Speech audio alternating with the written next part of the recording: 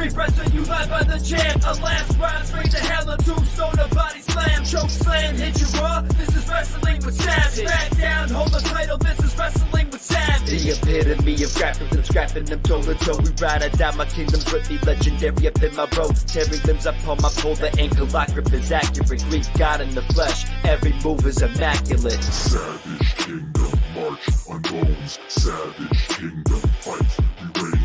Savage Kingdom, march on bones. Savage Kingdom, fight, we reign. I be the king of the ring, the mightiest force to be reckoned with. The unstoppable, immovable manager, cause an exodus of other voices making money choices and wins. PG era is dead, the savage era begins. Pedigree, 1, 2, 3, wrestling, you live by the jam. A last ride straight to hell, a tombstone, a body slam. Choke slam, hit you raw, this is wrestling with Savage. Back down, hold the title, this is wrestling with Savage. The real boss of all bosses, pile drivers, hip tosses. We holding multiple titles while you keep stacking up losses. Roster talent that flosses, y'all can't even present a match. I'm in a tour in his army, breaking backs upon the mats. Savage Kingdom, march on bones. Savage Kingdom, fight, we reign. Savage Kingdom, march on bones.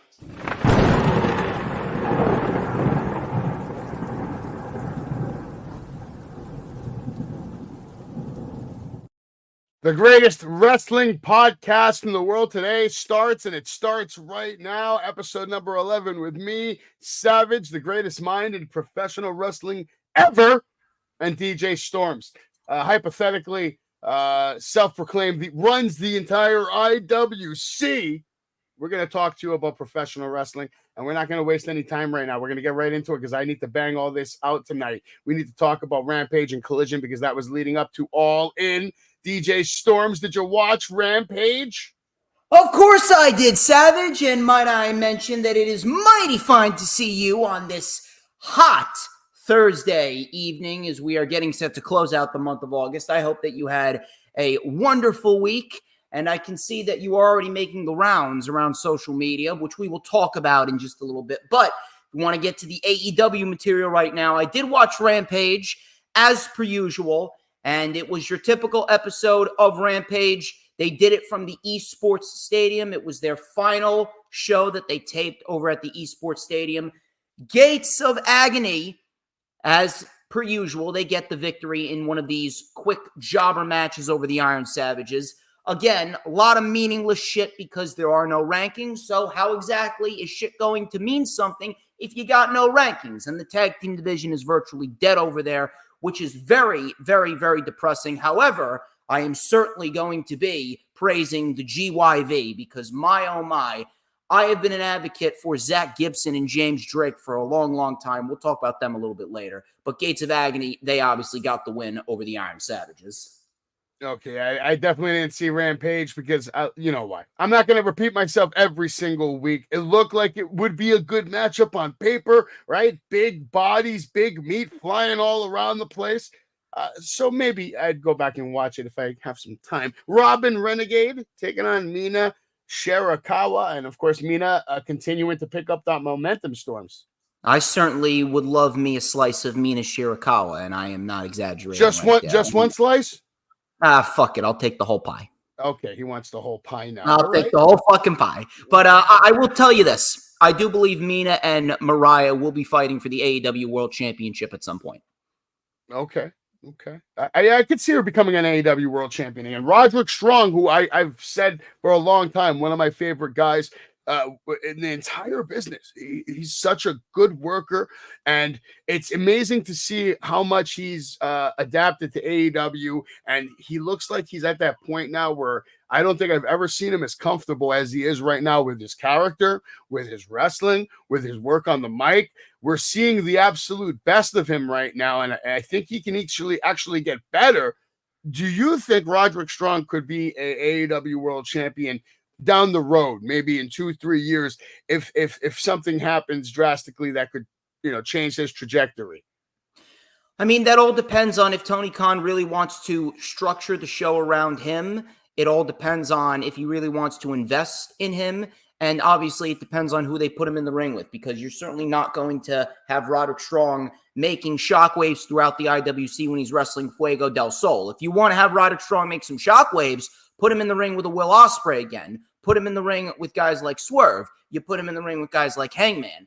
That will get eyes on Roderick Strong, and that will absolutely boost Roderick Strong's value. But listen, it all depends on whether or not Tony Khan really wants to invest. Obviously, we know that he has the capability of being a great champion. He was the international champion for a little bit, and he was putting on some damn good matches as the international champion. So we'll have to wait and see. We have Speedball Bailey in the ring right now on TNA. I'll be trying to keep you updated on what's going on TNA. Right now, we got some matches to look forward to. You can watch TNA anytime for $9.99 a month. We have ABC taking on Cody Deaner and Jake Something. Later tonight, Brian Myers with the System taking on Joe Hendry. They're keeping Joe very busy. Eddie Edwards with the System taking on Mike Santana. And Hammerstone taking on Eric Young. Jordan Grace taking on Ash by Elegance. And I kind of just feel bad for Ash at this point. I don't think she can beat Jordan Grace. What exactly is a match by Elegance? A match by Elegance? Not much. A 24/7 segment. And that's how I remember Makes sense. All right. And also the final face-off before Emergence, Nick Nemeth, Josh Alexander. And right now, I believe Rich Swann is in the ring with Speedball Bailey. I'll keep you updated on that match as the night goes on. Obviously, a lot's changed in wrestling storms over the last few days. We have new world champions, women's and men's. We have a lot to look forward to at Bash in Berlin. And, you know, we're talking about Bash in Berlin. We might as well be talking about some upcoming events. You can watch Becoming Savage anytime. Documentary I just finished. Battle in the Borough coming up October 19th, 2024. And instead of sitting here and telling you again and again about Crowbar and what's going to happen, let's watch this video and then let's get back to the show. Okay. Crowbar on October 19th at Battle in the Borough. You get a chance to step in the ring with the biggest star in professional wrestling today, a technical powerhouse filled with suplexes and submissions, and Savage knows what a mega star looks like. Savage understands what is needed to take a star like Spencer Slade to the absolute top and have his face plastered around billboards across the world, because he is a mega star, unlike you, who is a washed up, has-been WCW legend. And guess what? You talk about being timeless, Crowbar, on October 19th in front of your friends and in front of your family. Your time is up, bitch.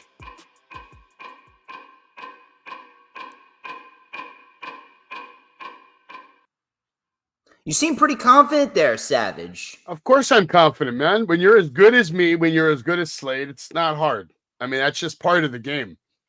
Well, listen, I've seen what Spencer Slade can do, and I'm definitely looking forward to seeing what he does in the ring against Crowbar. He is indeed a technical powerhouse. He certainly has a lot of upside. However, I don't know about you, but experience does play a factor in who has the advantage. So I don't know if you guys have an opinion on who's going to come out victorious and who will be the first ever Savage heavyweight champion. Now, first of all, see, that's not the way it works around here, punk. Slade is the Savage heavyweight champion. Crowbar is going to be the first bum that we're actually letting get a crack. The title is vacant right now. No, the title's not vacant. I'm telling you who the Savage heavyweight champion is. Slade is coming out with that title because he is the Savage heavyweight champion. He's done nothing to earn it. Of course he has. Of course he has. You just gifted to him right now? Listen to me.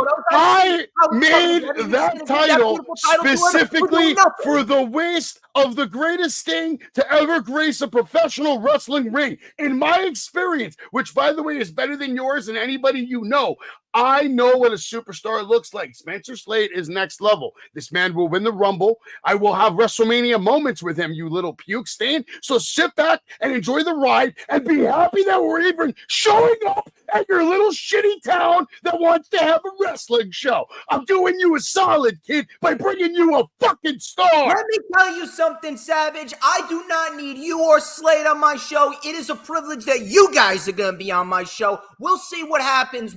Let's just hope that Crowbar doesn't take that headgear and shove it up Slade's ass. Good luck to Crowbar, all right? Good luck to Crowbar. Maybe I'm not yet loud enough, okay? I went to Times Square. Do you want to know what I told the people in Times Square? What did you tell him? Please enlighten me. You gotta come closer. You have to come closer because we're in Times Square. And maybe you can't hear me, Crowbar. You might be a WCW legend. But October 19th at Battle in the Borough, my client Spencer Slade is gonna end your fucking career. I'm gonna make sure about it. I'm not gonna stop until Spencer Slade is on top of every one of these fucking billboards. Yeah, right there. That's all you need to know. That's the truth. I'm not going to stop until Spencer Slade is on top of those billboards, which, let me tell you, we're way closer to that happening than Crowbar ever being near any of those fucking billboards, because he's fucking done. And I'll watch my language at the show. But last time I checked, this is hypothetically my show, your show, so we can do it and say whatever we want, right? I mean, I know there's gonna be. You're gonna have some little, we own this fucking show. You're gonna have some little kids at the show, and we don't want to make mommy mad. I'll watch my language, but they're still gonna hear the facts with the proper words, and they're all gonna learn something. All those idiots in New Jersey who don't know their ass from their elbow because they're too busy shoving Mickey D's down their throat half the day, they're gonna learn something on October 19th. They're going to learn about Spencer Slade, and they're going to get a glimpse into the future. Compliments of Savage Kingdom Promotions. Well, we'll see what happens. All right. If you're done stroking off Slade, let's get back to the show. Could we? Yes, I'd love to get back to the show because I got some analytics. Speedball Bailey over here still doing his thing. We were talking about upcoming events. I might as well just bang it out. I do the weekly update on Tuesdays, and this guy, Storms, does things like all the time. I do my AEW show on Wednesdays, and then Thursdays we tag team, and we give you the greatest wrestling podcast of all time. Blitz just happened. A good pay-per-view at the Signature Event Center. Pick up some Prince Nana coffee, coupon code SAVAGE. You can also check out my website, wrestlingwithsavage.com, and on September 28th, you can meet another WCW legend in DDP at the Wrestling Universe. Tickets on sale now, thewrestlinguniverse.com. Before we get back to AEW, I want to bang this out. And Storms, I want to know what you think is going to happen with this tag team match at Bash in Berlin. I'll tell you what is going to happen. They're going to give Bianca and Jade the tag team titles back because WWE, they're trying to make the women's tag team division mean something. But guess what? It don't mean shit because the women's tag team division sucks. All these women's factions suck.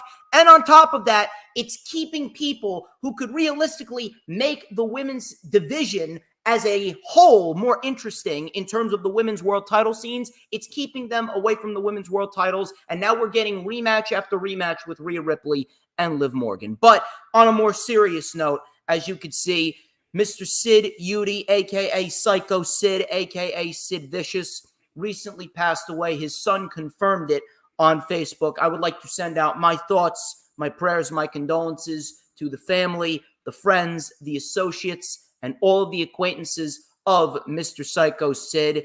And I would like to let Sid's son know that your father's looking down on you. He's very proud of the man that you have become. Rest in peace to Psycho Sid. Yeah, I had the privilege to get to work with him for a while, and just still not really comprehending how, like, you know, some people can go and some people are still here. The ones that are like not living well, not living healthy, not, you know, but yet they're still here. But this guy doing the right thing, going home to the family, being a family man, still making his money, doing his thing. He's gone. And he was struggling the whole time with, you know, cancer. Didn't even want to tell anybody, to bother anybody with it. That's how much of a badass he was. He didn't want to bother anybody with his problems. Good man. Good family man. And he will be missed. And obviously, I don't need to tell you about his wrestling. We all know. We all know about the presence that will never be forgotten in Sid Vicious. A true villain. A true villain. I mean, like I told him in the car ride that I had with him, I'm like, you know, when I first saw him, he looked more like a legitimate threat to beat Hulk Hogan than Ultimate Warrior.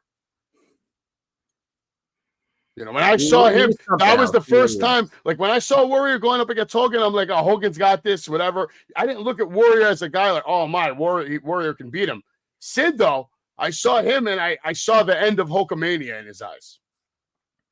I'll tell you one thing that will always live in my mind with Psycho Sid. His line to Bret Hart on the way to the ring. One of the funniest lines ever. I don't know shit, crybaby. The best is WCW when it comes to the back and his car is all messed up. He's just screaming, "My car!" He's going nuts. A lot of good memories with Sid. Absolutely. I don't think the girls are going to get it back just yet. Because, we're in Europe. I don't see it happening yet. Maybe I'm wrong. We'll find out. I don't really give a shit either way. You're not wrong. I don't care about the women's tag team division right now, and it's not their fault. WWE's fault for not having a better division. Speedball Bailey picking up the win, retaining his title. This matchup here, right? Rhea Ripley and Damian Priest have to get some revenge at this point, right? And it doesn't hurt anybody that they win. Nobody loses any titles. Nobody wins any titles. No, I mean, Dom's obviously going to be the one to take the fall because Dom is the most expendable here. And then, more likely than not, this is going to lead to Bad Blood, where we're going to see Damian Priest versus Finn Balor. And then we're going to see Rhea Ripley versus Liv Morgan one more time for the women's title. And Spencer Slade does have a lot of other titles, and I don't know. I'll think about it. I'll think about it. I just feel like Slade deserves to be the Savage champion. He's the best. He's got to earn it, though. We'll think about it. All right. Listen, we'll think about it. Let me tell you something, Dan. Do you realize how much money I'm paying this motherfucker? You realize how much money I'm paying this cocky motherfucker who screams in the middle of Times Square with hundreds of other people around to come to my show in Elmwood Park, New Jersey? I swear to God, I'm lining this guy's pockets better than any other wrestler. Listen. Here's the thing, though. Watch the video again real quick and look at the eyes that are peeled on me. I command attention in any room I go into, and there's a reason for it. Look at the eyes. Hey, Rocky! Look at them. They're all looking. They're all looking at the future of the fucking world. Himself the final boss. Word. But I'm the real boss. Otro. You're gonna see my client Spencer Slade at the Royal Rumble. Yeah. He will be the NXT champion. Yeah. He will win the Royal Rumble, and he will make you all bleed. Hell yeah! Time's up, Grobar! Now that's how you make a statement. Motherfucker put his own logo on a fucking garbage can. Listen, that's how you make a statement in Times Square, and I can do that anytime I want. Anytime I want, I can go in the middle of Times Square and command 500 people's attention for 30 seconds, 60 seconds, or 8 minutes. Can we get to the next match with Bash and Berlin? That's awesome, Elliot. I'm happy that you bought your first title. Now you can be a real mark. I've had my first title since 2017. We're all marks. I got like 8 over here. Yeah, kidding right. me? All right, Bash and Berlin. We got Randy Orton. You're a mark if you have those classic WWE Rumblers. That was the shit back in the day. Hypothetically, if you spend $1 on anything wrestling, you're a mark. But that's just the definition. Of course. Randy Orton, Gunther's got to retain, right? There's no way. I would love to see Randy win, but come on, really? What do you think? Mean, it's clear as day. Obviously, they're just doing this because of what happened at King and Queen of the Ring. I believe that was a clear-cut botch, but they turned that botch and they made it into something, and it ended up being a decent means of getting Orton another world title shot, and it's a good first title defense for Gunther. I do believe that's going to be the main event of the show. I'm going to call right now. That will be the main event of the show, and yes, Gunther will retain. It can't be the main event because Cody Rhodes is the main event. It has to be, right? Dude, Gunther, man. Gunther will main event the show, and he's going to win. Okay, well, we'll find out. We'll find out. Money on it. We got CM Punk versus Drew McIntyre in their second matchup. It's going to be a strap match. I loved everything they did at SummerSlam, so I have no reason to not be excited about this match. I think this will be the match of the night, without question, storytelling-wise and wrestling-wise. Well, here's what I will say. What they've been doing is very, very good, and obviously this should be a great match, but I am going to throw out something, and a lot of people, they may not want to hear it, but I'm going to have to tell you it. The match needs to deliver from an in-ring perspective. They got the storytelling right, but the in-ring action obviously hasn't really been anything to write home about. It may be unpopular, but it's the truth. CM Punk has been more of a novelty act since he came back to the WWE. Even the match at SummerSlam, that was more of an angle disguised as a wrestling match. If this match does not deliver and it doesn't prove that CM Punk can still perform at a high level, if we don't get at least a 4-star match right here, then come on with the 4-star. Don't be like Meltzer. Don't be like I that don't give a fuck, man. Match quality is important. This is a wrestling. You don't need a rating to have match quality. You know what match. Match quality is about? Did you love the match? Did you like the match? Did you hate the match? It's all about the objective quality, man. You got to bring the intensity. You got to bring the fluidity. You got to bring every single aspect of your blood, sweat, and tears, and you got to give your all. And if you don't, then don't bother showing up to the show. Let me tell you something. When you go to the toilet, you either push out something, you push out nothing, whether it's solid shit or diarrhea.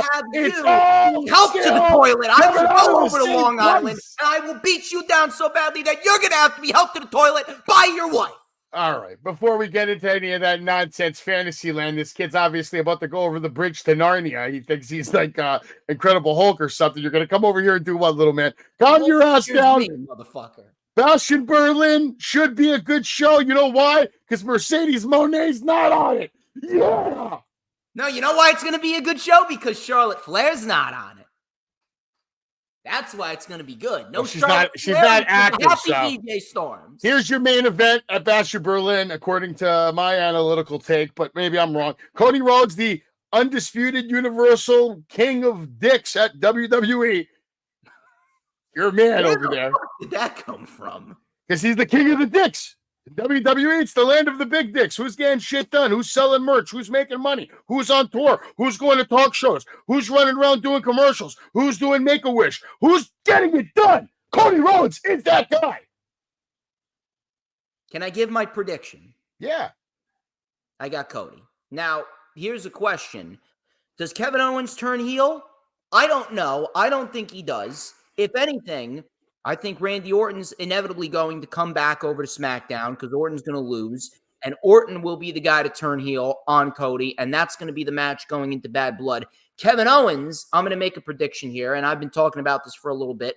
Bronson Reed will be traded to SmackDown. Adam Pearce is going to have enough of Bronson Reed's shit, and Kevin Owens is ultimately going to step up to Bronson Reed when Bronson Reed gets traded over to SmackDown, and Bronson Reed will be in a match and a program for a little bit with Mr. Fight Owens Fight.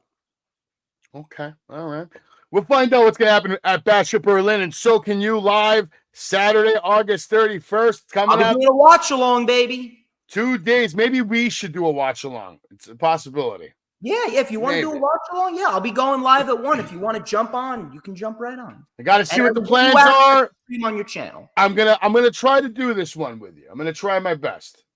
Yeah, I will send you the link. No problem. Yeah, send me the link. Send me the link, Sipu. All right, we can get back to this real quick. But before we do that, you need to know that it's time to believe in Joe Hendry. He's making his way to the ring as Brian Myers is waiting for him. They're about to have a matchup live on TNA. I will keep you posted with the updates. We're not going to do play-by-play, but I'll try to let you know who wins and loses and all that good stuff. Back to Rampage. Storms loves it, watches it. We're telling you Roderick Strong defeated Fuego del Sol. Some shots of the action throughout their match. And then we had the Conglomeration defeating Brian Cage, Johnny TV, and the Beast Mordos. You got to say this. Conglomeration's been on a tear, no? They're getting wins everywhere. They have. And the one thing that I always get pissed about, and I talked about this, Raging Girl Gamer with a $10 super chat.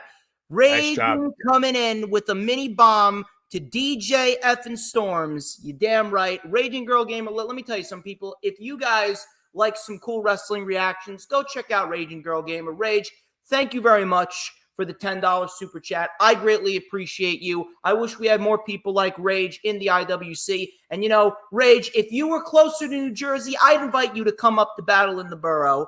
But nevertheless, as far as the Conglomeration goes, I talked about this. I actually tweeted this. This is why rankings should mean something. This is why we need rankings, because the Conglomeration, they've gotten like 4 to 5 wins underneath their belt, and they're not getting shit. Meanwhile, we get all these other teams that haven't done anything. Even if we had ratings, how they would be getting its wins, it still wouldn't give them a shot. The ratings don't mean anything because I've seen plenty of people. Mean something. You're right, they should, but they fucking don't. And I'm pissed about it. All right, well, go fucking cry a river because Tony Khan doesn't give a fuck. Well, I'm gonna keep on complaining until he does something. You're gonna have to tweet him like every 5 minutes for the rest of your life. That's the only way. On Twitter that much, but anyway. I had a chance to talk to Tony Khan, and I chose to speak to Mike Tyson instead. Ugh. Would you have taken the same choice? No, you would have went straight to Tony, you fucking millennial.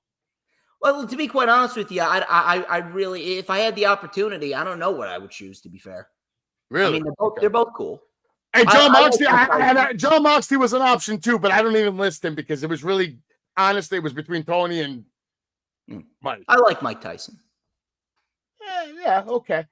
Yeah. Conglomeration, though. Hell of a winning streak going down for them. Great shots from the Action here on Rampage. And the Von Erichs continue to look good, continue to win. They defeated the Outrunners. Some shots of their action. What did you think about their matchup? And so far, what's going on with them in AEW? Are they handling them correctly? Do you see them transitioning to the main roster, per se?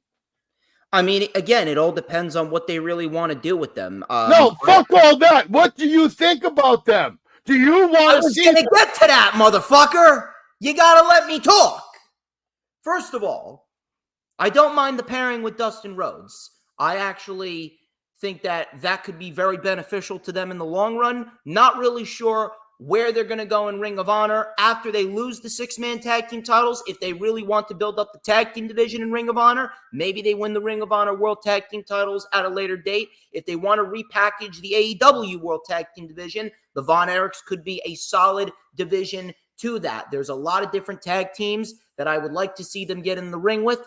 People like a Private Party, people like FTR, people like the Grizzled Young Veterans, and perhaps those matches will make the Von Erichs better wrestlers. I think a lot of those matches don't happen, though, if they're stuck down there in Ring of Honor. I think they just won the titles. Well, I know. They're going to go do their thing down there for God knows how long, maybe forever. We'll find out, but stay tuned. Collision took place Saturday night. Last opportunity to hype up All In. Conglomeration continuing their winning ways, defeating Undisputed Kingdom. Some shots from the Action. Then we also had Willow Nightingale defeating Harley Cameron. She's had a rough go of it. She's been losing all over the place. She looks good, though. Shibata defeating Jay Lethal. Not happy about it, but this is the role that Jay Lethal has now become accustomed to. He is the resident beating stick, basically. I mean, pretty much.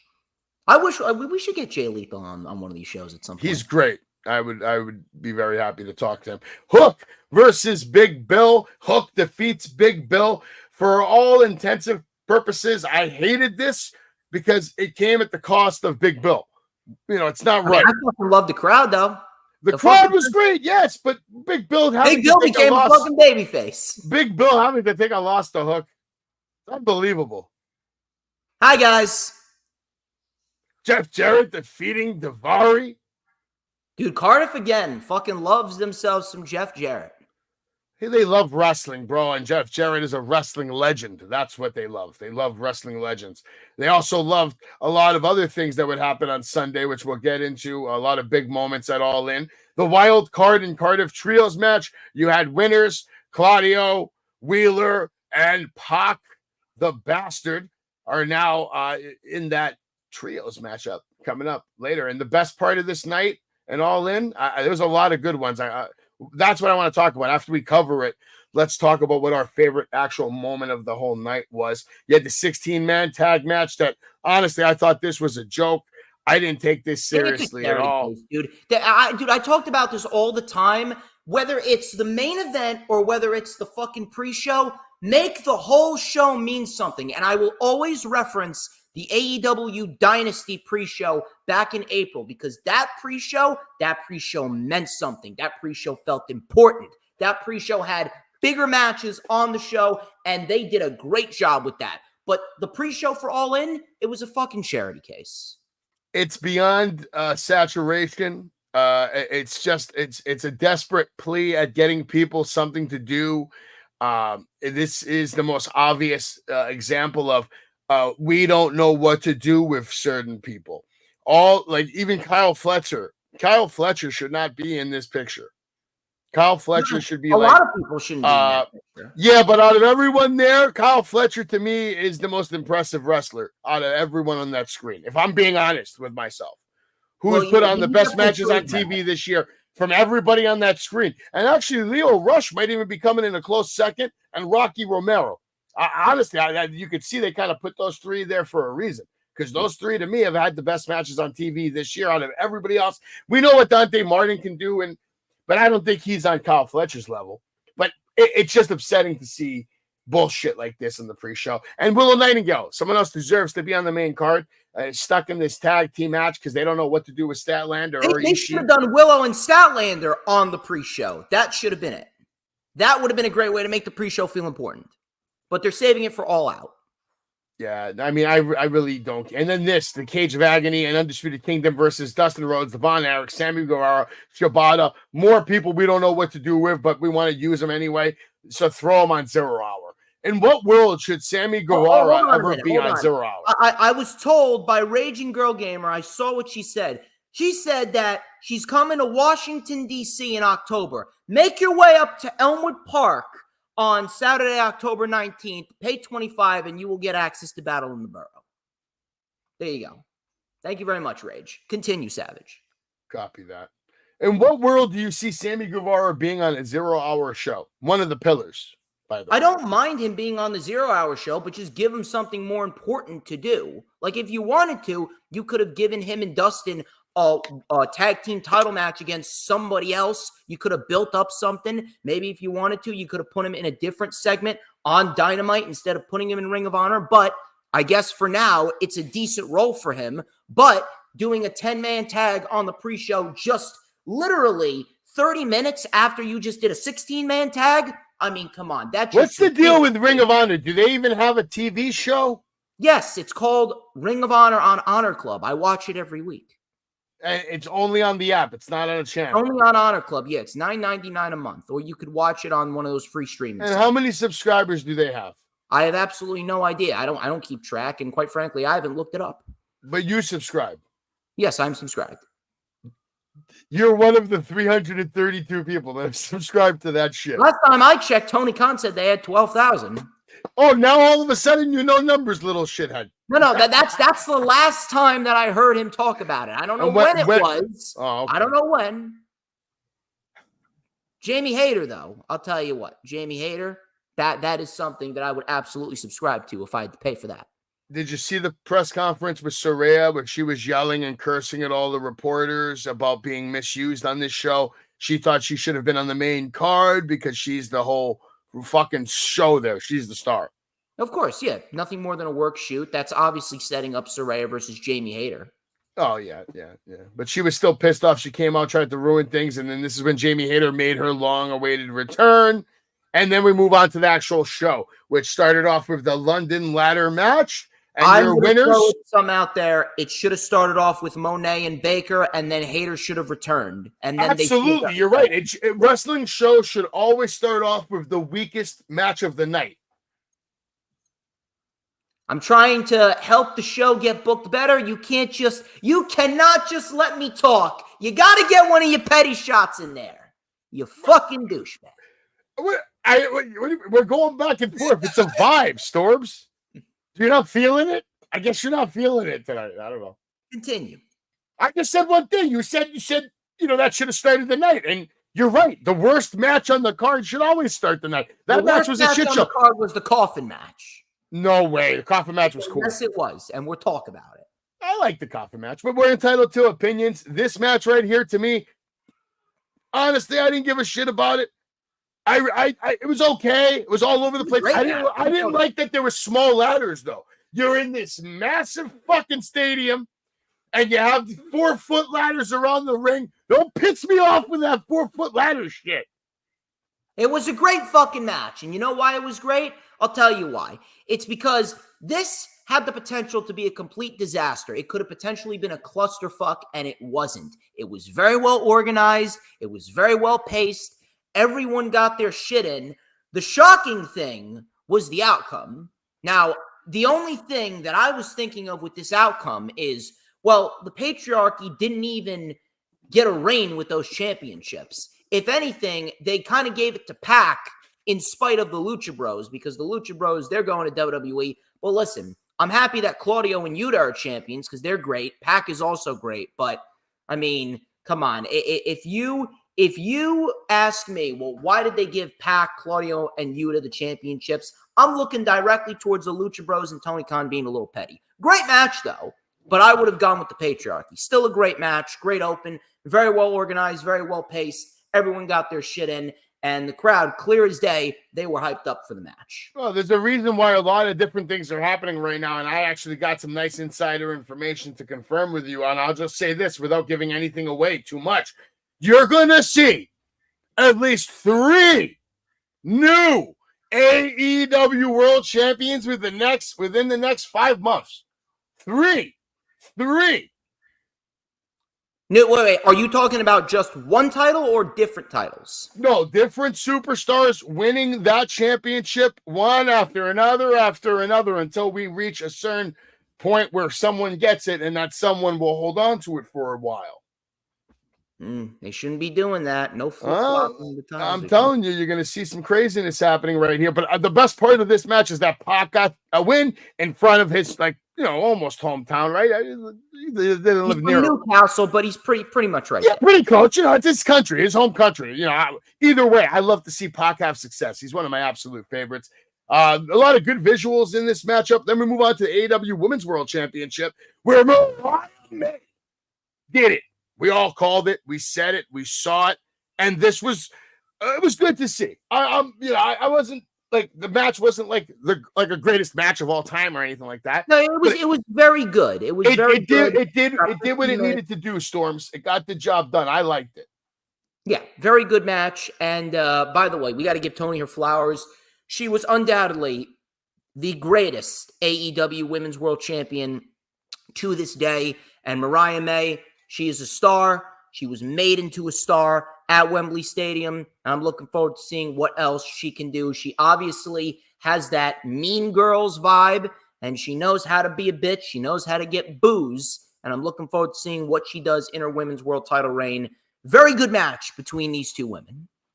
Yeah, no, listen, they definitely put on a good match. We have a new regime now. It's Glamour, Mariah May time. How long is she going to have the title? We're going to find out. Tony Storm, when are we going to see her again? Is she going to get a rematch, or does she just move on for a little bit? Do we keep her off TV for a while, Storms, or does she come back right away?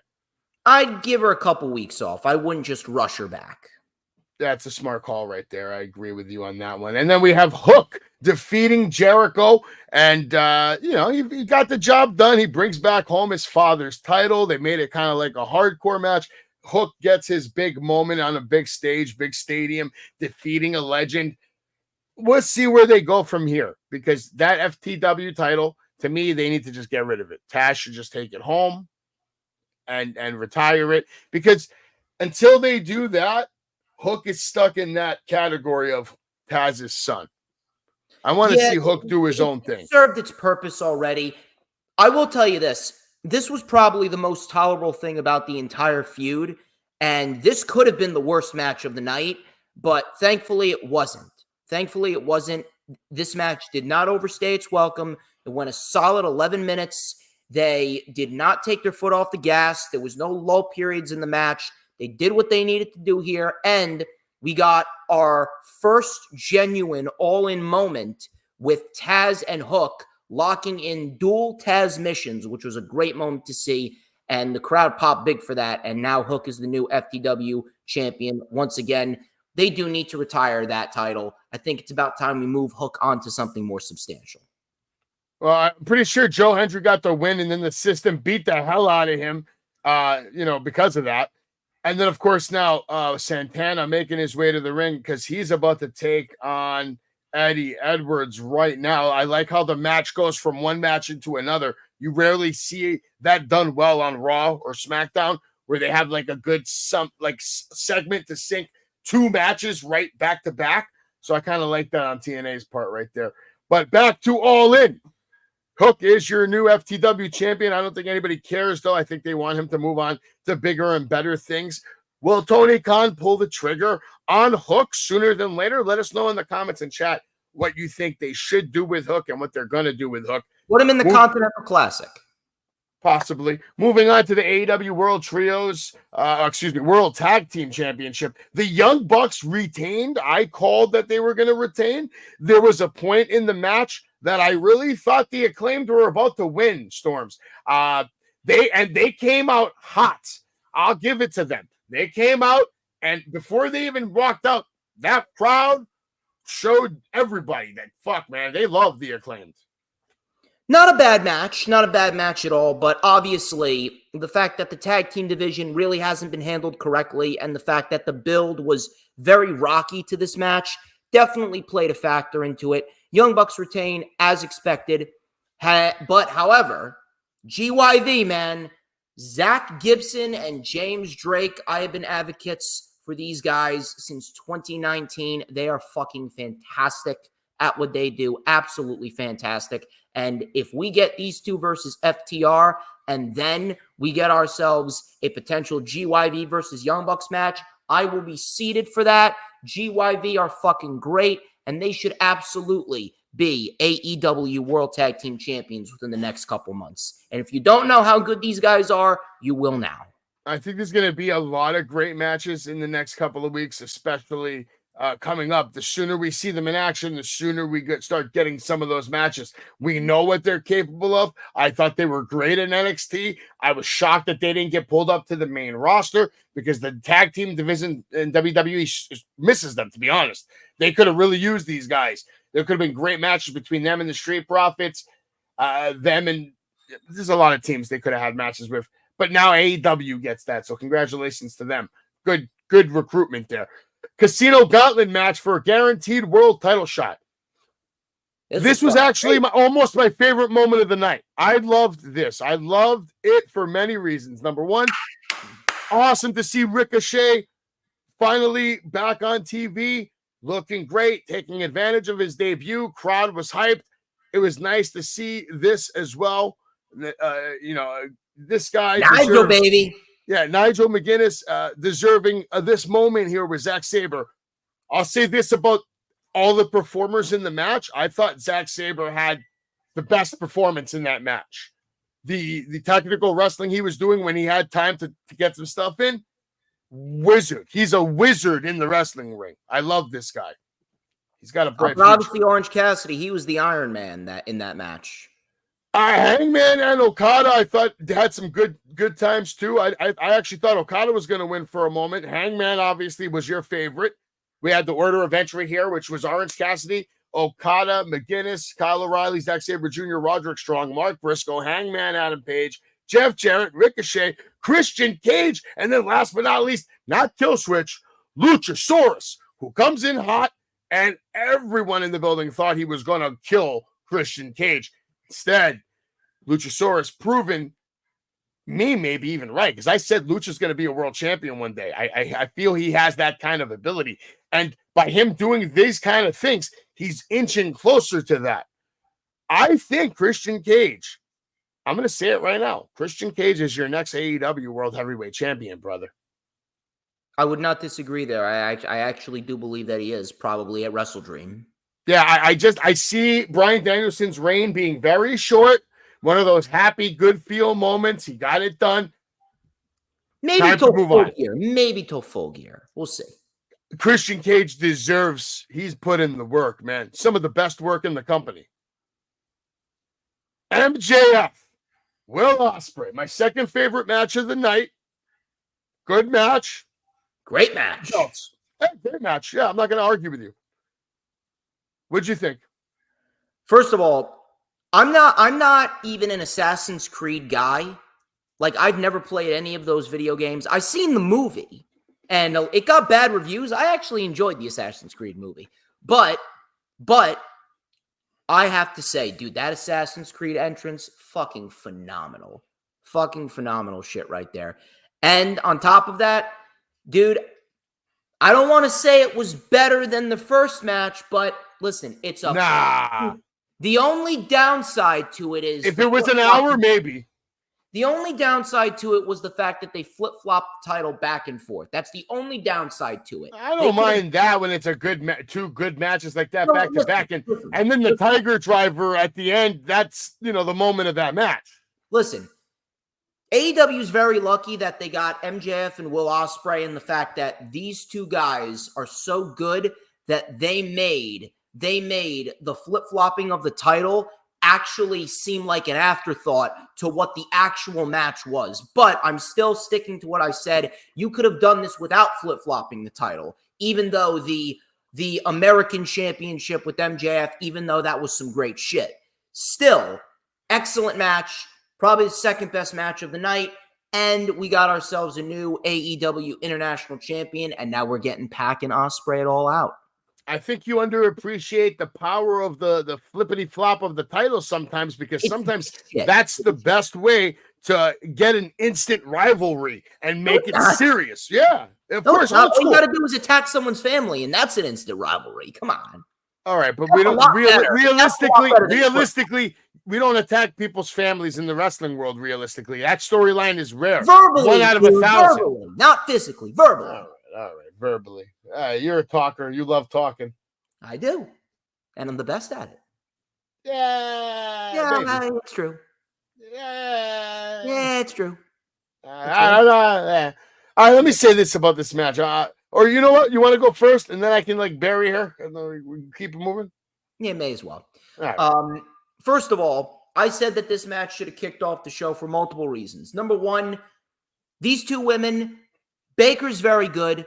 Mercedes, one of the best women's wrestlers in the game, but these two women were not going to follow MJF and Will Ospreay. They were put in a death spot. There is no one. I don't give a fuck who you are. No one was following Ospreay and MJF. So number one, this match was placed in the wrong spot.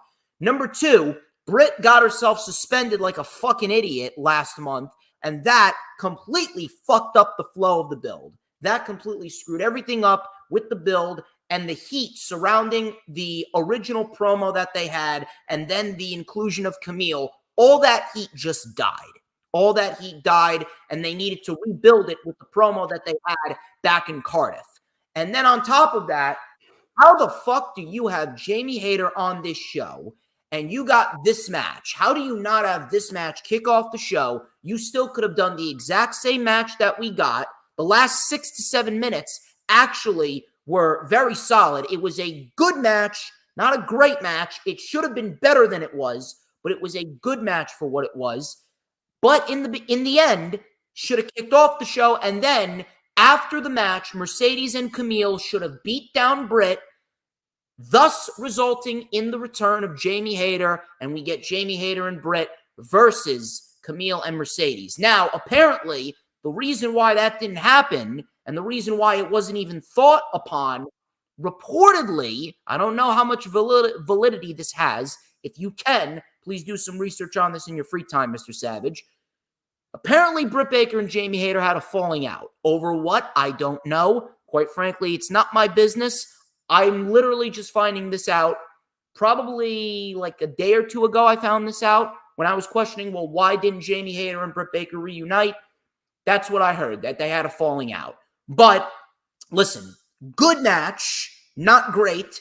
They got the crowd hyped up in the last 6 minutes, right where Mercedes needed the win. And I'm hoping we'll be able to move on to a potential Thunder Rosa versus Mercedes Moné match, because Thunder Rosa, she should absolutely be getting back into the title scene. Rosa and Moné, that's a great match. And then hopefully, maybe at World's End, maybe we see Jamie Hayter versus Mercedes Moné. Or maybe they save it for Grand Slam in Australia, because they're going to Australia next February.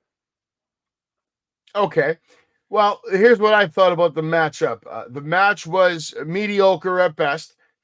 This match is an example of why Mercedes Moné needs to do a couple of things if she wants to be really popular again and stay popular. And obviously, that's her only advantage right now, is that she is popular. She's one of the most popular wrestlers. But if she keeps up shit matches like this, she won't stay that way. I think she's capable of being a way better performer, but she needs to change her style. She can't go with the likes of a Britt Baker or Jamie Hayter or Chris Statlander or Athena. She can't go at their level anymore. It's just not going to happen, Storms. It's not her fault. That's mother time, father time, whatever you want to call it. She just is not as fast. She is not as good as a Thunder Rosa. She is not as good as a Mariah May. She's definitely not as good as a Toni Storm. So because of that, like, Jericho has to adapt and change, and she needs to adapt and change. And also drop the cheesy, stupid, let's, CEO. I'd rather see her be herself. I'm much more interested in seeing Mercedes Moné. The character is a bitch. She's acting like all right. I let you babble, and now you got to cut me off. I wasn't done talking, but you have to, I'm trying to help your girl out. I'm trying to tell you what she needs to do to win people like me over. I would be more impressed with her if I saw her level of commitment to her character development. She needs to drop this cheesy little bullshit, a stereotypical bitch act on CEO dancing. That shit is trash. I'd rather her look like a reality star. Be yourself. Go shopping, spend money, party, do all that. If that's who you really are, CEO, it's fucking garbage. But I know that's not who she is. It's a cheesy little character she's developed, and it's terrible. She needs to move on. She's a better performer than that. She's a Hollywood star. She knows what it takes to work on a set. I feel like she's a way better performer than what we're seeing from her. I'll give you that. I expect more out of her. Because she's older and she can't go with certain wrestlers anymore, she needs to just slow down her style a little bit. If you're going to be methodical, that's okay, but don't be boring. And right now, her matches are boring.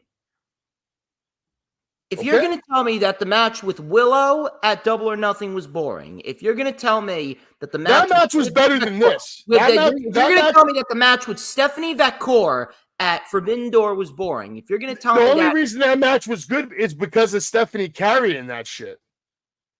Dude, you seriously have a problem if you're telling me that they did not at least turn it up in the last 6 minutes of the match. You have to in every wrestling match, but the point is this. Dude, they were placed in the wrong spot. That's why it suffered. That's the main reason why it suffered. It had nothing to do with Mercedes.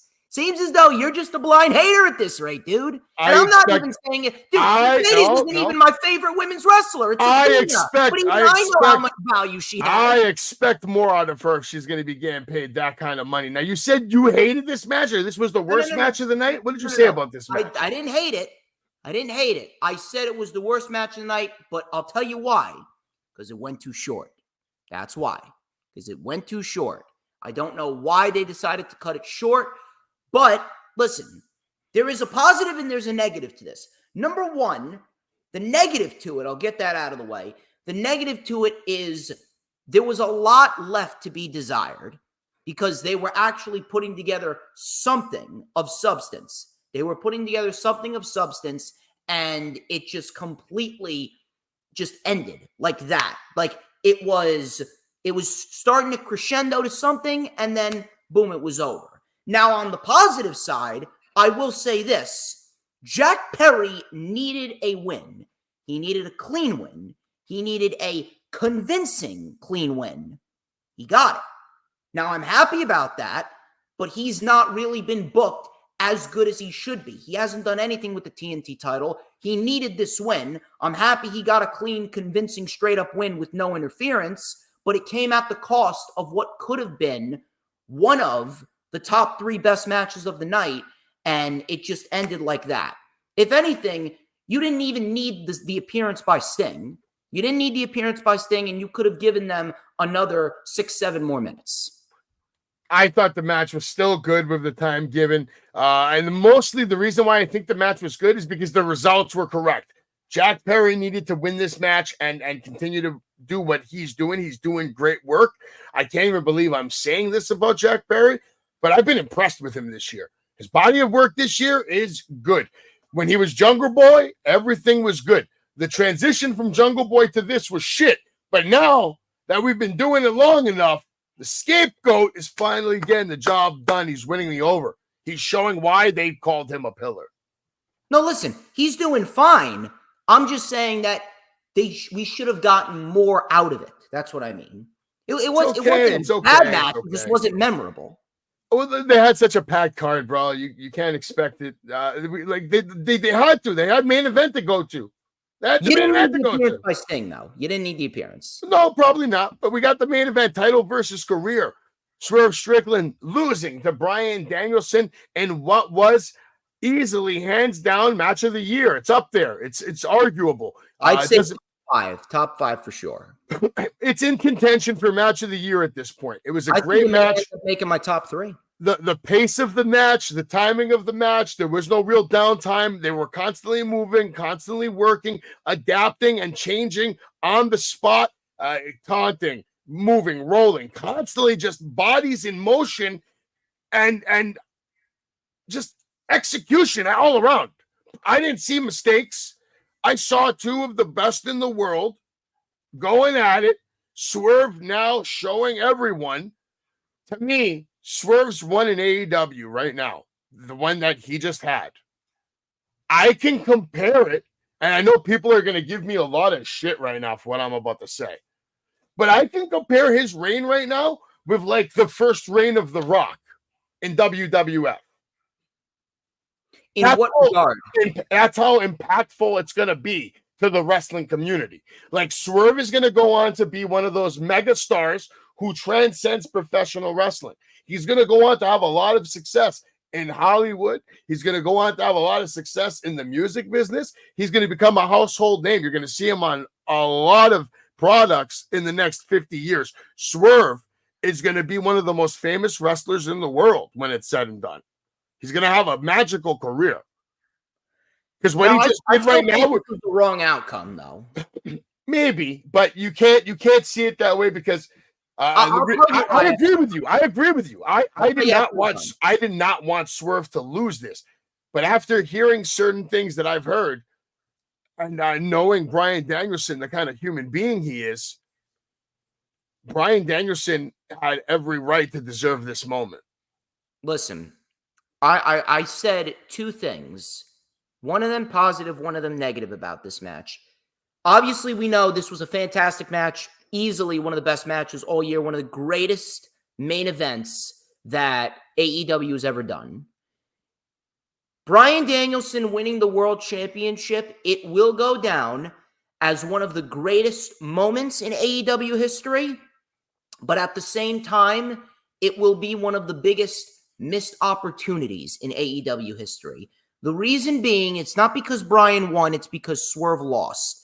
The reason why Swerve was the right winner here is simply because of the fact that if you have the rivalry with Swerve and Hangman going on and how good that was in the end of 2023 going into 2024, how you have one half of that rivalry as the world champion and we don't get at least one match between Swerve and Hangman one-on-one with the world title on the line, I'm sorry, but that is a missed opportunity. You can't worry about that because you know why you can't worry about it from that perspective? Because long-term Hangman and Swerve are going to be those two AEW staples for a long time to come. They're going to be in AEW for like the next 10 years. They will have multiple opportunities to fight for world championships. We're talking about two guys who are both going to be multiple-time world champions in AEW. Listen, that may be true, but that still does not excuse the fact that it was a missed opportunity because at the end of the day, you listen to that promo last night on Dynamite and you're thinking, why the fuck isn't this match for the world title at All Out? Yes, but if we're basing this off the fact that time is not on the side of one Bryan Danielson, who has claimed to be, and many have agreed, the best wrestler in the world, if time is not on his side and he needs to have surgery sooner than later, this is a good reason why he is the champion. He deserves it for his contribution to the company. Mike Santana did defeat Eddie Edwards in that match. And right now, I'm about to watch Hammerstone take on Eric Young. I'll keep you posted with the results. Listen, I'm happy that Bryan Danielson had his moment at the end of the day. It was beautiful to see his family out there. It was beautiful to see him share that moment with his kids who are going to remember that for the rest of their lives. Swerve, dude, his kids weren't in attendance. Where's his kids? And if they are, they definitely didn't show them. I'm still going to stick with Swerve. Swerve should have won. Either way, look, I'm happy for Bryan Danielson, and it was a great main event. Fantastic match, wrong outcome. Long term, and also Hangman getting involved, it makes Swerve look super strong. The man barely got faced by a psycho knee to the face. The only reason he even lost this match is because stupid Hangman Adam Page couldn't keep his mind off Swerve. He's obsessed with Swerve. That's the whole storyline here. His obsession with Swerve has literally destroyed his career. As Swerve told them eloquently on Dynamite, which we'll get into in just a moment. Here's some more pictures from that match last night. Sunday night. Great match. Match of the year contender for sure. Dave Meltzer sucked it off. He gave it 5 stars, right? I don't know. I didn't look at his rankings. There's his, he gave your girl Mercedes a 2-star. I know that. I haven't looked at his rankings. You don't know. I don't look at them. People send them to me. That's how sad my news stream is. I don't know. People send me bullshit. Oh yeah? Let me show you a voice message. Let me just show you the kind of voice messages Savage gets. This is the kind of shit that I got to deal with on a daily basis. Because my fans that you had someone record for you 2 hours earlier. My fans are psychotic. All right, here's one of them. All right, look at this guy.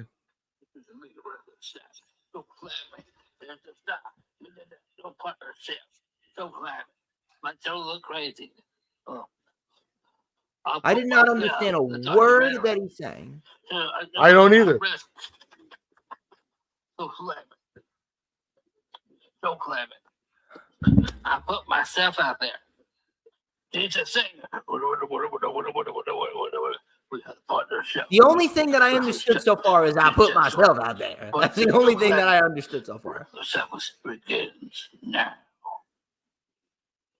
All right, that's Mick Thomason, by the way, and yeah, I don't know that, but I get messages all the time, either like that or telling me about, oh, this guy's doing this. I don't even have to go to breaking news to get breaking news because people just feel the need to tell it to me all day long, and I hate it. Unbelievable. I hate it. Whatever. Good show. All in. Was it better than last year's? Yes, I would say so. Yes, because of 3 things. Well, 4 things. Number 1, Mariah May, Toni Storm. Number 2, the Casino Gauntlet match. Number 3, Ospreay, MJF. And number 4, Swerve and Bryan. Okay. We can get the Dynamite real quick. Did you enjoy Dynamite last night? A lot of talking, a lot of craziness. I guess we can get into this first. Moxley came out and said, this is not your company anymore.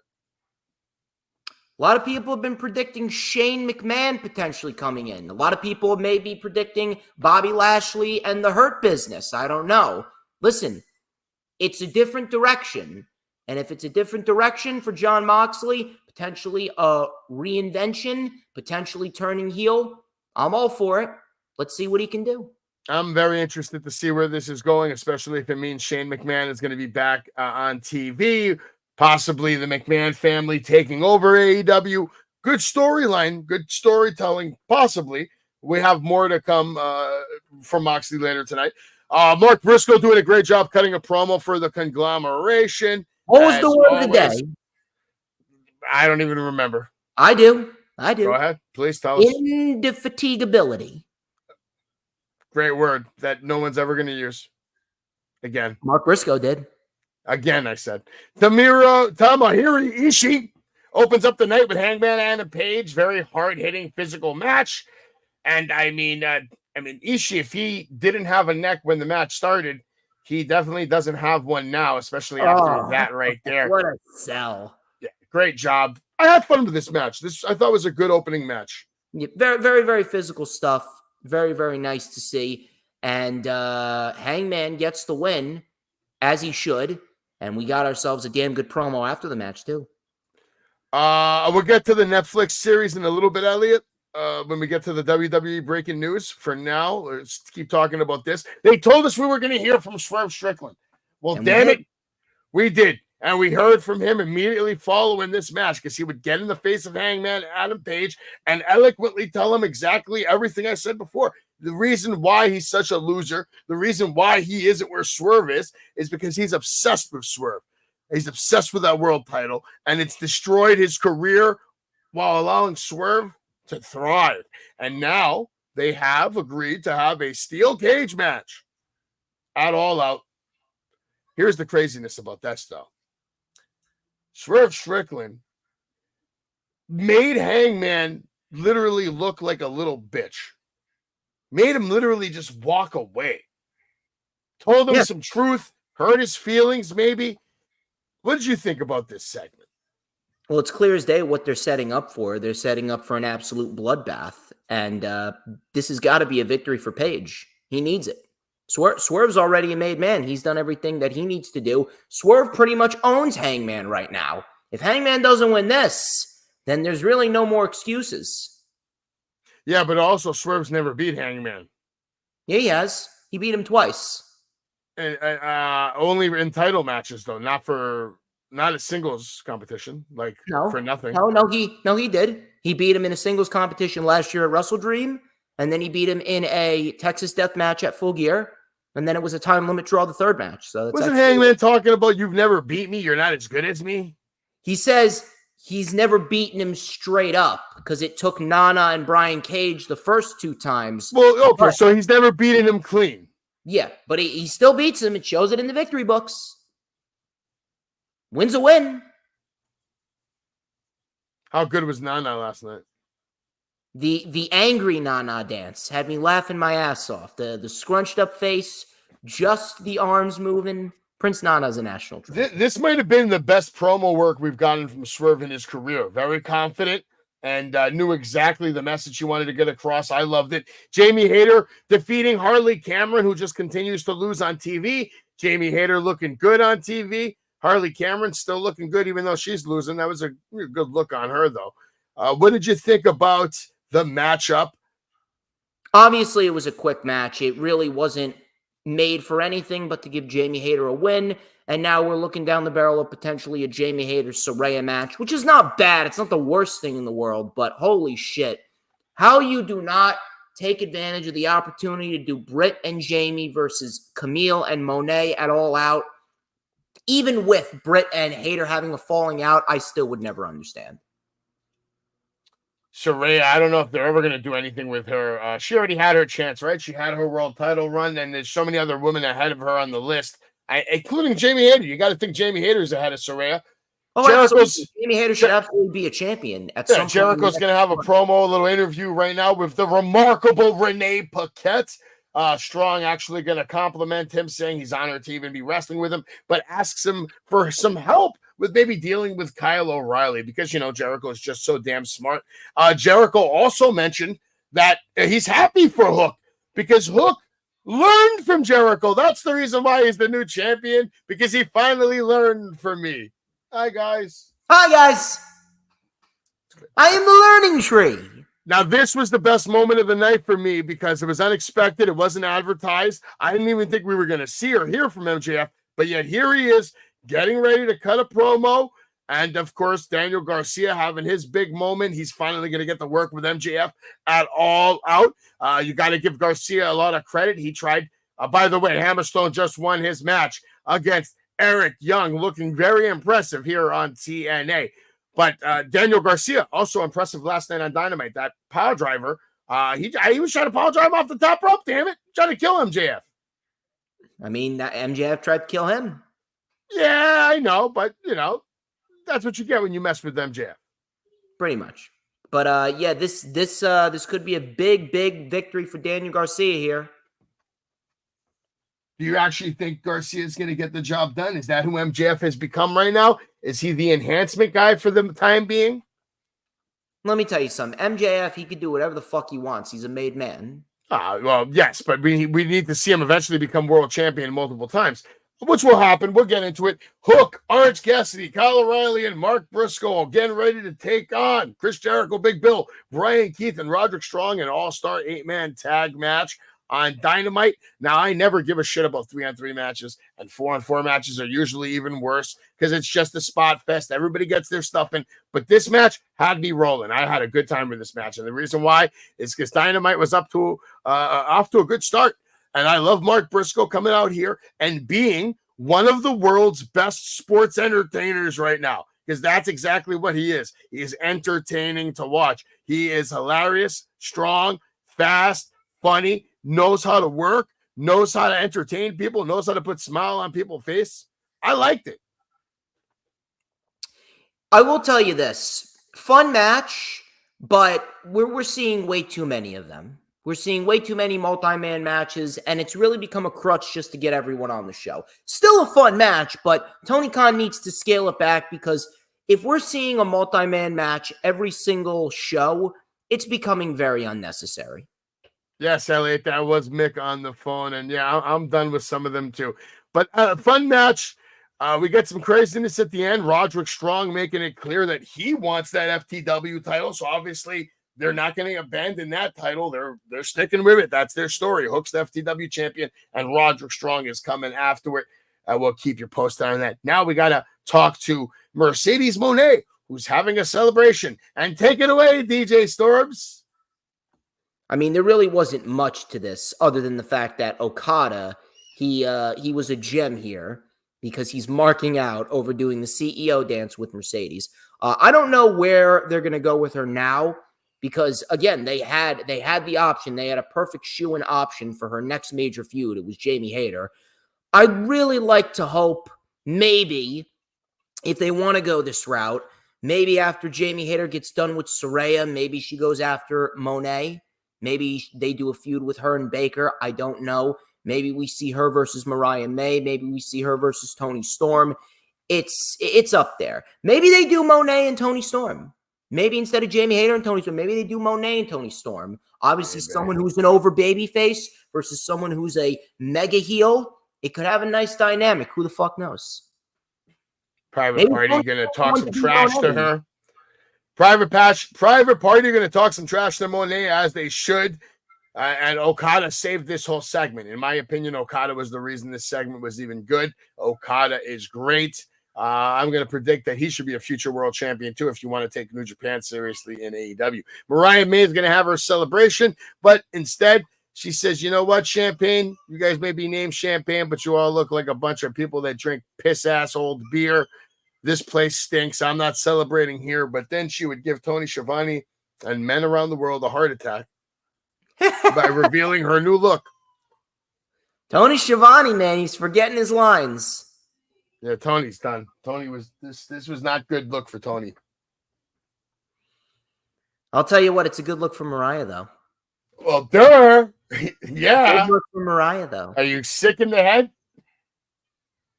Do we need a couple of minutes? What are you talking about? I'm a Mariah May guy. Everybody's a Mariah May guy and girl. Obviously, she's got a lot of fans. We got a little view here of this match. I think this is going to be one of the first key matchups they're going to have to get through. Young Bucks saying these guys know how to make a first impression because they're just being assholes to the Bucks right away. They don't trust the Bucks. They don't like the Bucks, and they're here to kick everybody's ass. You know, that's their shtick. Great grizzled young veterans versus FTR is coming at all out. And don't forget to grit your teeth. Oh, yeah. Now, trust me. You see the GYV coming, grit your fucking teeth. Grit your teeth. Now, they wanted to let us know they did a nice little video package for Takeshita showing his accomplishments at the G1, and then they're hyping up his match at Rampage, Fatal 4-Way against the Beast Mordos, Commander, and Leo Rush. You have to imagine that Takeshita is going to obviously win this matchup. I'm very hopeful that Takeshita is going to get pushed to another level. I just don't see it happening this year, but I feel like by January, Takeshita should be getting ready to hopefully be the first champion that we've had in the Don Callis family in a while. I hope so, man, because Takeshita's fucking great at what he does. Now, this match, this was definitely match of the night, right? Like, there's no question. Yeah, hands down. It was either this match or the Ishii versus Hangman match, but Ricochet, he looked good. He looked good. And Kyle Fletcher and Ricochet, they matched up very well together. Ricochet is going to be a very nice addition to the AEW roster. I don't know why, dude, but this segment after the match, probably one of the most unintentionally funny moments that I've seen in a long, long time. Will Ospreay comes out to talk. He doesn't even get a word out. And then all you see is Pac coming up from behind Will Ospreay and just casually pulling out a poison Rana out of nowhere. You see, when normal people attack someone from behind, they blast him in the back of the neck with a forearm. Now, Pac, he does a fucking poison Rana on the stage. I mean, I don't know why I laughed my ass off at that. Listen, this was a great look for Pac. It set him up for success. It set him up to look like a monster. I love the way he put Ricochet in his place, saying, I don't care who you are, or, get to the back of the line. This one here, I love he also claimed him. So this one here is mine. Good job to keep Pac super relevant, and he's already got gold on his waist. I like how he didn't even come out with that gold on his waist, because I don't think it's relevant right now, is it? I mean, it should feel relevant, but obviously he's going for the international title. He wants more gold that he doesn't have. And right now on TNA, we're about to see ABC taking on Diener and Snake. Jake something. Jake something. What's his name? Something. Jake something. Yeah. Pac looked good though here. Great look for him. Absolutely, man. Ricochet obviously didn't look like the best of friends with, Will Ospreay, because if that was his real friend, wouldn't he have came down just a tad bit faster? You know what I mean?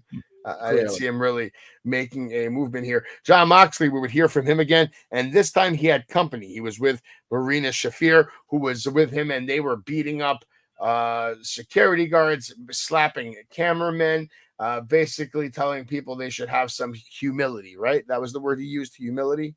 Get some humility. Pac is definitely a bad guy, bro. Like, he can't be a good guy with the things he's doing and saying. And Ricochet versus Hologram is going to be a sick match. Absolutely. I guess we're going to have to wait for. Do you think they're going to slow burn this storyline with Moxley? I don't think it's something that they're going to reveal right away, to be honest with you. I think we may get a reveal at Grand Slam. Maybe. Next month? Okay. Maybe something happens. Yeah. Got to start somewhere. And we're going to hear from Bryan Danielson, who's going to address his future. And his future is simple. He's going to have to compete and put that title up for defense again and again. But his first defense, it's going to come at the expense of Bryan Danielson, according to Jack Perry. Jack Perry's going to make him pay. Do you see Jack Perry being a two-belt guy? Can he have the TNT title, and can he have the World Championship? He's trying to push himself in that picture right away. Not now. Here's the thing. I understand what they're doing. I understand why Perry's in this position. Obviously, because it's Chicago and they're trying to hype up the whole CM Punk ordeal. Obviously, Bryan, he wants to work with the young guys. I respect that. Obviously, it's going to be a great match, but we've seen two scenarios like this before. The biggest issue is it doesn't make the TNT title look good because Perry's not winning. We already saw this with Cody and Logan Paul earlier this year when Logan Paul was the United States champion. Then we saw it at Forbidden Door with Swerve and Ospreay when Swerve was the world champion and Ospreay was the international champion. The issue is at hand. Why do you need your mid-card champions to make your world champions look better? Perry's already got a championship. He should be focusing on that. He should not be going after Bryan Danielson. Not now. If Perry was built up, he was winning more matches over the summer, and he wasn't the TNT champion, he was built up properly, then you know what? I'd be sitting here going, hey, let's see what this match is going to produce. Let's see what's going to happen. I'm all for it. Let's give Jack Perry this opportunity. But he hasn't been showcased as good as he should be showcased, number one. And number two, he already has a title to focus on. This isn't going to make the TNT title look good. That's the biggest gripe here. It'll be fine. It'll be a fine match. I'll make the TNT title look really good if he beats him, though. He's not going to beat him, though. Bryan's not winning. I just told you we're about to have 3 new champions in a row. Didn't I tell you that? Jack Perry is not winning the world title. Remember what I told you.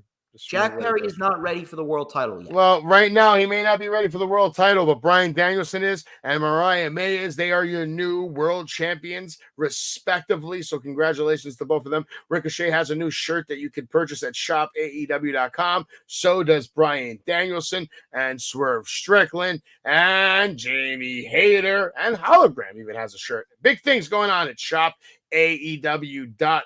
They have Top Rope Tuesday deals. Here's a new look at the champions of AEW, how the landscape has changed, Storms. Hey, they got an all-star lineup with their champions, that's for sure. All Out Live sooner than later. It's literally like next week. Like, do you think this is too soon? To a certain extent, yeah. I'm glad that they moved I mean, it's in 1 week, bro. 2 weeks. 1 week, 1 week almost. It's 10 days. 10 days.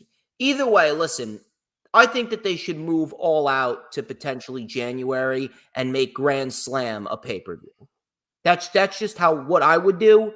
But either way, I'm looking forward to it because these AEW pay-per-views always deliver. I think it's still way too soon. And then we got our first match lined up for that. Will Ospreay is going to be taking on Pac.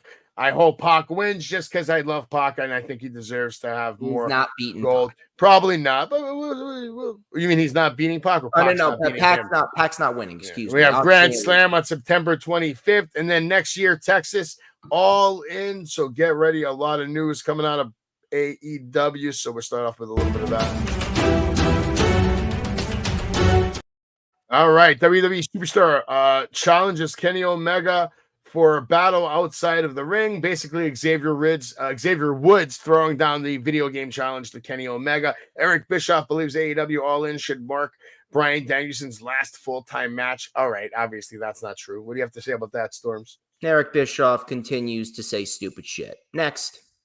We have Tony Khan called out for financial mismanagement over the Young Bucks' lucrative contracts. It can't be mismanagement if you love the guys you're working with. Obviously, when he first gave them contracts, he was impressed with their work and what they've done. What do you have to say about that, Storms? Mismanagement or bullshit? It's his money. You can do whatever the fuck he wants with it. He's got an endless amount. ABC wins their match here on TNA just to keep you updated. AJ Francis now coming out here and he's picking on poor ABC. They're taking a beat down. We have MJF furious over being cheated at All In. Do you think he was cheated at All In? I mean, yeah. Although he tried to cheat himself, but you know, that's what happens. You live by cheating, you die by cheating. Okay. Britt Baker shows off bite marks left to her by Mercedes Moné, and what an animal Mercedes is. I mean, look at those vicious bite marks, Storms. Well, that's what happens. And by the way, Mercedes, holy shit. Mercedes, finally, it took how many years, but Mercedes is smarter than all the other women on the roster. People are wondering, oh my God, the lockjaw is so devastating. Just bite down on her fucking finger. Like, how is it that they took them 5 years to figure out shit? Just bite down on the woman's fucking finger to get out of it. Because we're not all animals like Mercedes Moné. Ricochet addresses likelihood of reviving Prince Puma character. And guess what, people? The prediction is nope, not going to happen. He's not going to do it. He's Ricochet. Get used to it. Stop asking about it. Exactly. AEW expands their merchandise department with an exciting new addition. And you know what that addition is? A new artist who can make graphics with text on them. Go fuck yourself. AEW star Miro back in the United States after time in Bulgaria. Interesting thing here. Storms, are we ever going to see Miro have any form of success on AEW ever again? I'd like to hope so. I really like to hope so. Obviously, he just went through a divorce and shit. He was back in Bulgaria. I hope that he's doing okay. And I hope that he is going to get back into the swing of things because let me tell you something. He's fantastic at what he does. He's great at what he does. And he should be on TV consistently. Should be. Okay. And Swerve Strickland's new AEW contract considered one of the biggest deals in company history. And yes, I will say this. Swerve Strickland has signed a 6-year deal. He will be with AEW for the foreseeable future, and they paid him very well. He might just be the highest paid guy in the company right now, if not top 2, 3. Fans also opt out for bathroom breaks during Chris Jericho's match at All In. What do you have to say about Swerve and Jericho right there, Storms? Well, Swerve, obviously, he deserves as big of a contract as he gets because he is worth every single penny. He's fucking great at what he does. He's made himself into a star this year. As far as the Jericho news, I mean, I don't really know what to tell you other than the fact that the learning tree shit, funny at times, but it's an overall failure. The learning tree shit didn't work. Okay. Even though Jericho is usually the master of reinventing himself, it didn't click. Brian Keith was actually benefiting more from it than Jericho was. Didn't click. All right, I get that. Just so you guys know, last weekend I was at Battlefield. Tomorrow I'm also going to be at the Battlefield Storms. Tomorrow I will be there training. I will be part of the training class doing some, wrestler shit tomorrow just to get back in the mix of things, to get my back feeling good, get my legs feeling right. Just like nice little refresher course. In the meantime, here's someone who will be there tomorrow. I've been working with him for a long time. His name is Dio Bando, and I've been editing the matches for the Battlefield. Here's a little sample of an interview and kind of what it's going to look like when we put the full matches on the Battlefield YouTube page. And then right after this, we'll get into WWE. I'm here with Dio Bando. Tonight you're taking on Rico Gold. He's got a lot to prove here at the Battlefield. You're already a very established superstar. Yeah, right. I mean, what are you going to do with this kind of matchup? BPW legend, Dio Bando, baby. I said it already. Rico Gold better bring everything he can to prove that he is on this level. Because I beat him last time, bad. And when I beat him this time, I don't want a rematch. I don't want to see you again. Don't ever say Dio Bando's name again. You dig what I'm saying? There's levels to this, and Dio is on a whole nother level. I got championships to get. I got a legacy to establish. I'm here to push the culture forward. We're doing this for Battlefield. We're doing this for a legacy. So Rico Gold, bring everything, because Dio Bando always brings his best.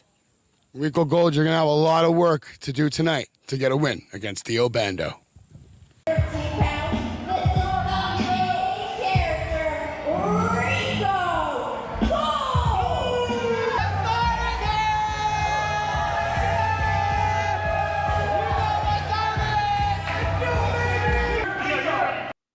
All right, so you'll be able to watch that full match on the YouTube Battlefield page. That was just an example to give you an idea of what my editing is going to look like.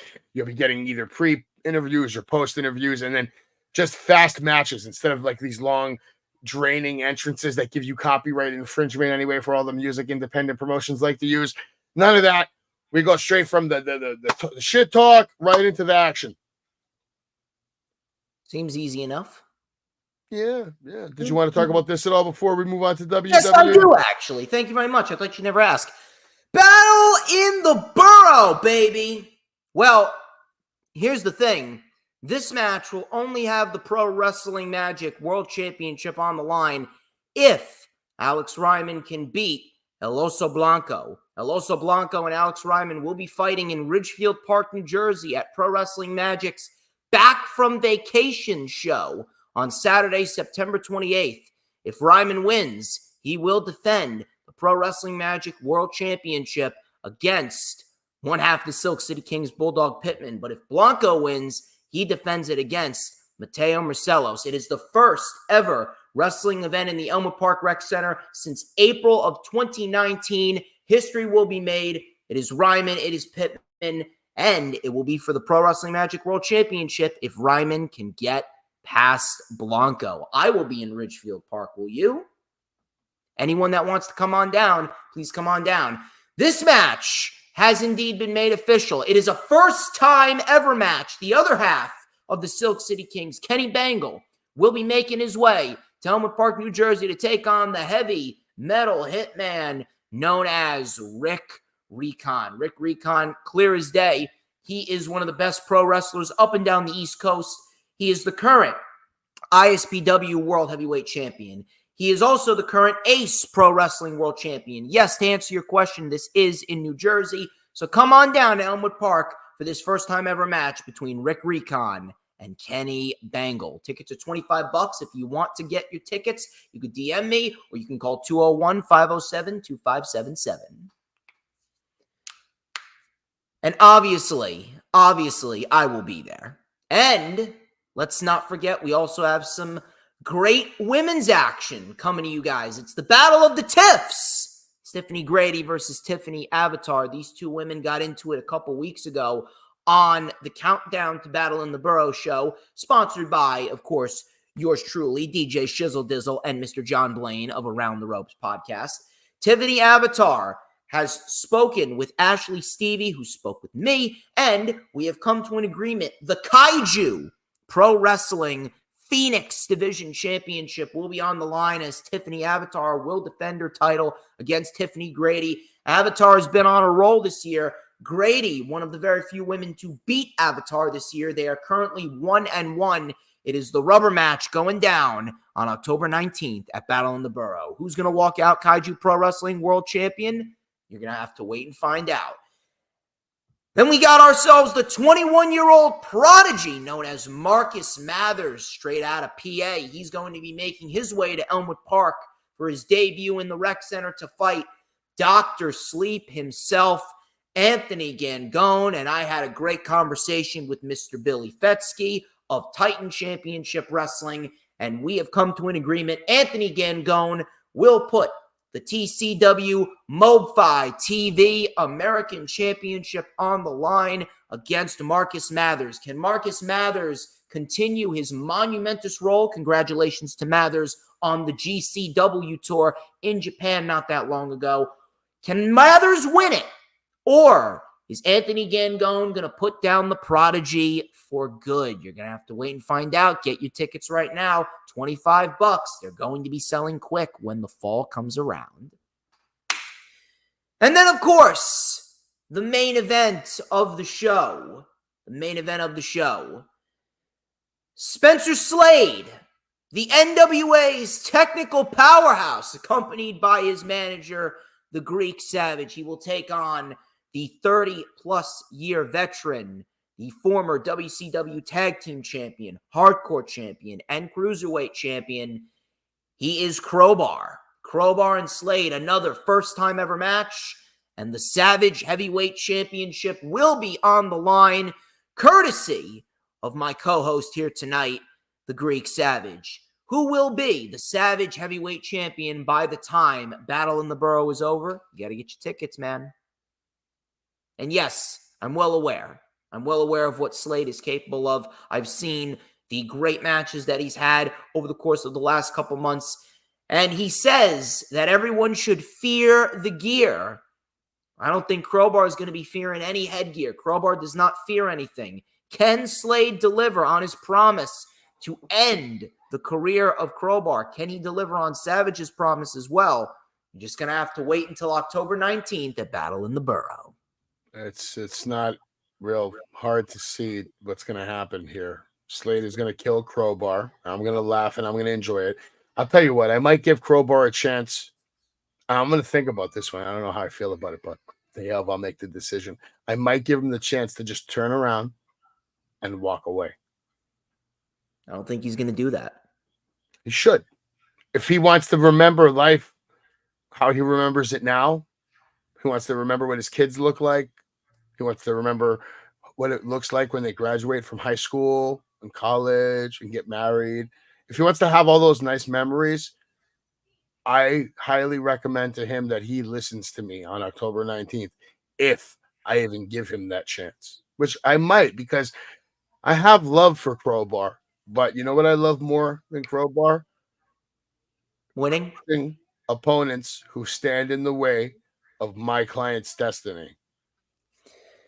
Well, we would also like to send out a special thank you to Billy Corgan of the NWA for allowing Spencer Slade to make his appearance here in Elmwood Park, New Jersey. And I know that Spencer Slade's also going to be going after EC3 in the NWA World Championship. But, by the way, congratulations to EC3, who recently just surpassed 1 year as the NWA World Heavyweight Champion. Looks like Spencer Slade's going to have his work cut out for him when he stands face-to-face with Mr. EC3 in the near future. EC3 is another loser on the list. So I know, man. I do. It's okay. You don't have to, but I will not be at NWA 76. I will actually, unfortunately, have something else that I got to attend that weekend.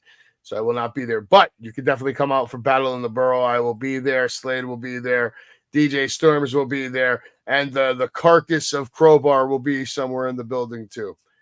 We'll find out what happens to it as the night goes on. Let's get on to WWE. We had SmackDown. You had Cody Rhodes and Kevin Owens challenge A-Town Down Under to fight on the Grayson Waller effect. I love Grayson Waller and Austin Theory, but all this is kind of very predictable. We know where it's going. All this is just being done to hype up their match at Bash in Berlin. LA Knight defeats Santos Escobar to retain the United States title. What did you think of that matchup? Very good match. Very good match, and I'm glad that they got the time. LA Knight, he is doing the United States title very, very well. Very, very happy to see him on the show consistently. And Escobar, he's slowly creeping up there, and I'm hoping that Escobar continues to get more TV time because he is very good at what he does, as well as LA Knight. He is going to continue to do that U.S. title very, very well because it is his game. It is LA Knight's game. Yeah, LA Knight's not going anywhere anytime soon. I mean, he just got his hands on his first main roster title. So I think anybody that's going to get in the ring right now is going to be suffering a loss to that man for a while. I don't see him losing that title until after Mania. Bianca Belair, Jade Cargill, Naomi defeated the Unholy Union and Blair Davenport. I thought this was actually a great match that showcased the skills of all the ladies, including, the Unholy Union. They looked great. They looked fantastic, but this really gave the opportunity to show Bianca Belair's ability to work and she did everything she had to do to build up that hot tag. Jade Cargill comes in, demolishes everybody, looks great. And then Naomi, who suffered a loss last week to Blair Davenport, she gets some revenge by looking good and actually getting the cover, picking up the win for the team tonight. Hey, guess what? You know how much it meant? It meant nothing. I'm sure it meant something to a little girl in the audience. It meant nothing at all because these women's factions on WWE TV fucking suck donkey balls. I think they need serious help. I wouldn't say that these girls. I actually like the Unholy Union, and Jade Cargill and Bianca Belair have been great together. In the addition of Naomi, they could be a powerful faction. But you're right, the women's division certainly needs more attention, and we need more factions, not just the same factions fighting each other week after week. Solo Sikoa and the Bloodline gloated about their beatdown of Roman Reigns, and why wouldn't they gloat about that? The Bloodline defeated the Street Profits to retain their tag team championship. Jacob Fatu would not even compete. Yet, he would be featured on the WWE website more than anybody else. And I want you to pay close attention to all these photos right now. And time again, look who you're seeing in these photos. Like I told you, Jacob Fatu, he has both titles right there.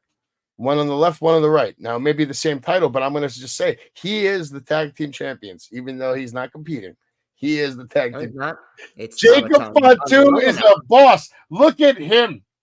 Look at that face. He bends the knee to Solo Sikoa. He bends the knee to nobody. He puts his hands together for Solo Sikoa, and that's temporarily. Yeah, we'll see. Look at him.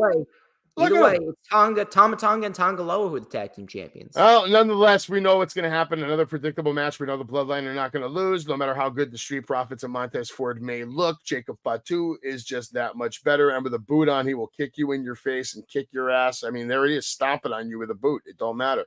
DIY attempted to save the Street Profits from a Bloodline beatdown, but that would go nowhere and go nowhere quickly. Cody Rhodes and Kevin Owens defeated A-Town Down Under. No surprise there. No heel turn. No twisting storyline plot. Nothing, to really sink your teeth in. Yeah, very typical shit. Unlike TNA, which is not giving us anything typical right now. We're getting Jordan Grace versus the Queen of 24/7, Ash by Trash. And let's see what happens with that match. I'll keep you posted on the updates. But let's get back to the WWE Weekly Review, where Grayson Waller is actually looking more and more like a superstar every single week. But too bad none of that matters because he's just a loser as far as the main roster statistics are concerned. Cody Rhodes, though, he is your champion. Kevin Owens is a badass, and they have a match coming up one-on-one, and they would do nothing here to hype up that match. They're going into this match as very good teammates and friends, and everything is Kimosabi. We'll see if that persists throughout. We got one more SmackDown left, right? Yeah, one more, which is tomorrow. I would love to know. I would love to know why we can't get a great back and forth promo between Cody and Owens on live TV. Why? But instead, we get another match with fucking 8-pound down under. Maybe 8-pound down. Because I don't think their promo would be that good in the PG era. Maybe the Netflix era. Shit? Are you kidding me? Kevin Owens is one of the best promos, one of the most genuine promos that WWE has. Alec like that one. He's intense. He gets intense. And Alec loves the Ash by Trash line. That was cool. Ash by Trash was really good. But Cody Rhodes over here ending the night on SmackDown. They got one more night before the Bash at Berlin to spice things up a little bit, find a way to maybe get people more interested in the match. We'll find out if it's also going to be the main event. Gunther probably will be the main event only because it's in Germany. But if they follow suit, then the world champion should be main event. That's just the way the wrestling business should work. The Judgment Day trash talked the Terror Twins on Monday Night Raw and brawled with the LWO 5 days before Bash at Berlin. I don't think a match has even been made official. I do like seeing this new version of the Bloodline. They look, not the Bloodline, excuse me, the Judgment Day. They look good, and it looks much different with Liv Morgan kind of running the ship there, because we had the same visual there, just with Rhea Ripley as the champion. Liv Morgan and Judgment Day doing their thing, having a battle. The Judgment Day go on to defeat the LWO. And Rey Mysterio, by the way, said that he's never felt better with these stem cell treatments he's been doing. I mean, look at him right now. How old is he, bro? 50. And still looks that good. Crazy, man. There you go. Crazy. And finally, we get the Judgment Day getting not the Judgment Day, the Terror Twins, right? They get a little revenge. Well, I think they're going to get more revenge at Bash at Berlin very easily. Absolutely. No question about it. Damage Control defeated Pure Fusion Collective. Let's just skip this. Nobody gives a shit. CM Punk punished Drew McIntyre with a vicious attack ahead of their match at Bash at Berlin. We already talked about this earlier in the night. We both pretty confident who's going to win that match. Jey Uso defeated Kofi Kingston and Karrion Kross in another IC title #1 contender tournament triple threat match that Jey Uso is obviously going to come out and be the winner out of this entire thing. And it's sad because I don't think they have any plans for Jey Uso. I don't see him winning an IC title. Uso's going to win because his father was fucking complaining on his well, I was going to get into that. And you know what? We might as well just bang that out right now. We might bang it out right now. You want to talk about? More breaking news. Clarification on WWE's plans to relocate the Performance Center to Las Vegas. Apparently that was all bullshit, and it's not true. Have you heard anything else to prove that that's true, not true? No, I figured that they weren't going to do that, although I can see them doing that. I don't think that they would. I don't understand why you would move out of Orlando. To me, moving to Vegas is just a guaranteed way to make sure that 50% of your roster fails in life. Yeah, pretty much. You're setting them up for failure because they're getting paid a little money to do a lot of work, and then they're going to go gamble. They're going to develop bad habits. They're going to this. They're going to that. Vegas is not no one a has place. Self-control. Vegas should not be a place where an up-and-coming someone in the NXT division is trying to live. Going performing there is one thing, but living there, I wouldn't do it. Humberto Carrillo signs a new long-term deal with WWE. I'm happy with that. Jesse Ventura addresses the potential of a documentary, commentary return, and he says no. And the main reason is because there is no Mean Gene. Absolutely. You gotta have Mean Gene. Good reason. RVD sets the record straight on having one last run in WWE. He says, yeah, it's pretty much possible. Whether they either pay me or it's just me living out my fantasy, I'm good with it. Yeah. Jey Uso advances in the #1 tournament, which leads to exactly what Storms was talking about. Rikishi going off saying that Jey just deserves better. And if he's not going to get it in WWE, he should go to AEW. Could you see that actually happening? Because he's got a good thing going, whether he's champion or not. Jey would not succeed in AEW unless he has his brother, because there are so many people who are ahead of Jey Uso. He's got Yeet, though. He's got the Yeet movement. So what? All he is an entrance and a catchphrase. And wasn't that Bryan Danielson for a while? Yeah. No, it wasn't, because Bryan can actually do more than 5 moves. Maybe, perhaps, but the guess is what got him to that moment. Yeah, but it was also his in-ring ability.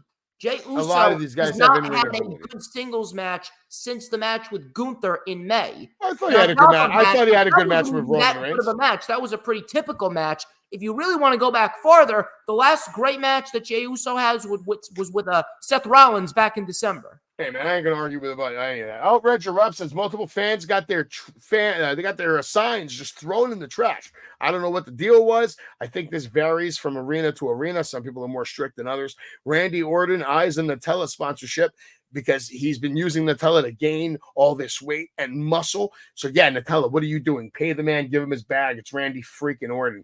Undertaker baffled. He had no idea about what happened with Logan Paul in Japan with those YouTube videos. He just found out about it. He's absolutely baffled. He can't understand how this guy's even in WWE after all this crap. Do you think there's validity there?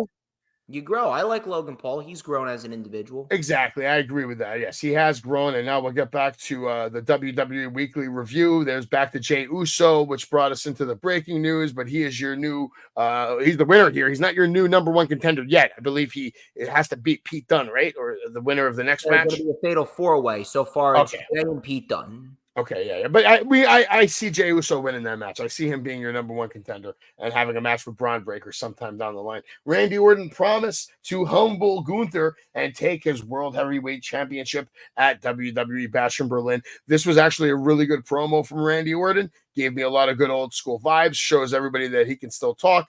We all know what's going to happen, though. Unfortunately, Gunther's going to retain. Pete Dunne defeated The Miz and Xavier Woods in his IC triple threat match. He advances. Nobody gives a shit, right? I don't. That was a very good match. Yeah, okay. Go ahead, talk about it if it's so fucking good. Yeah, it was a very good match, actually. And I'm actually very pleased that they're giving it to Pete Dunne because Pete Dunne, you're talking about Pete Dunne? I thought you were talking about this damage control shit. Oh, the damage control shit? Oh, no one gives a shit about this. Oh, exactly. Okay, so yeah, okay, go ahead. Pete Dunne. You're talking about Pete Dunne. That's great. Pete Dunne's the man, yes. Yeah, of course. You know why? It's because Pete Dunne, he has been on the main roster for way too long, and he has not gotten the opportunity to showcase what he can really do as a singles guy. And guess what? Now he's got that chance. All right, and back to this shit. Nobody gives a shit. I don't give a shit. You don't give a shit. And I'm pretty sure you don't give a shit. The Posse don't give a shit. The Kingdom don't give a shit. Now, this match, did you give a shit about this match? Yes, and these two actually matched up very well together. Yes, they did. And it resulted in a great moment where Bronson Reed is continuing to cause more chaos and anarchy.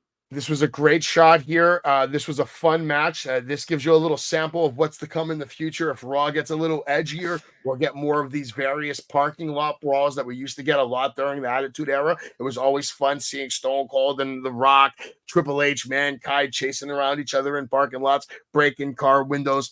This was nice. It was a nice reminiscent moment to the 90s. I enjoyed it.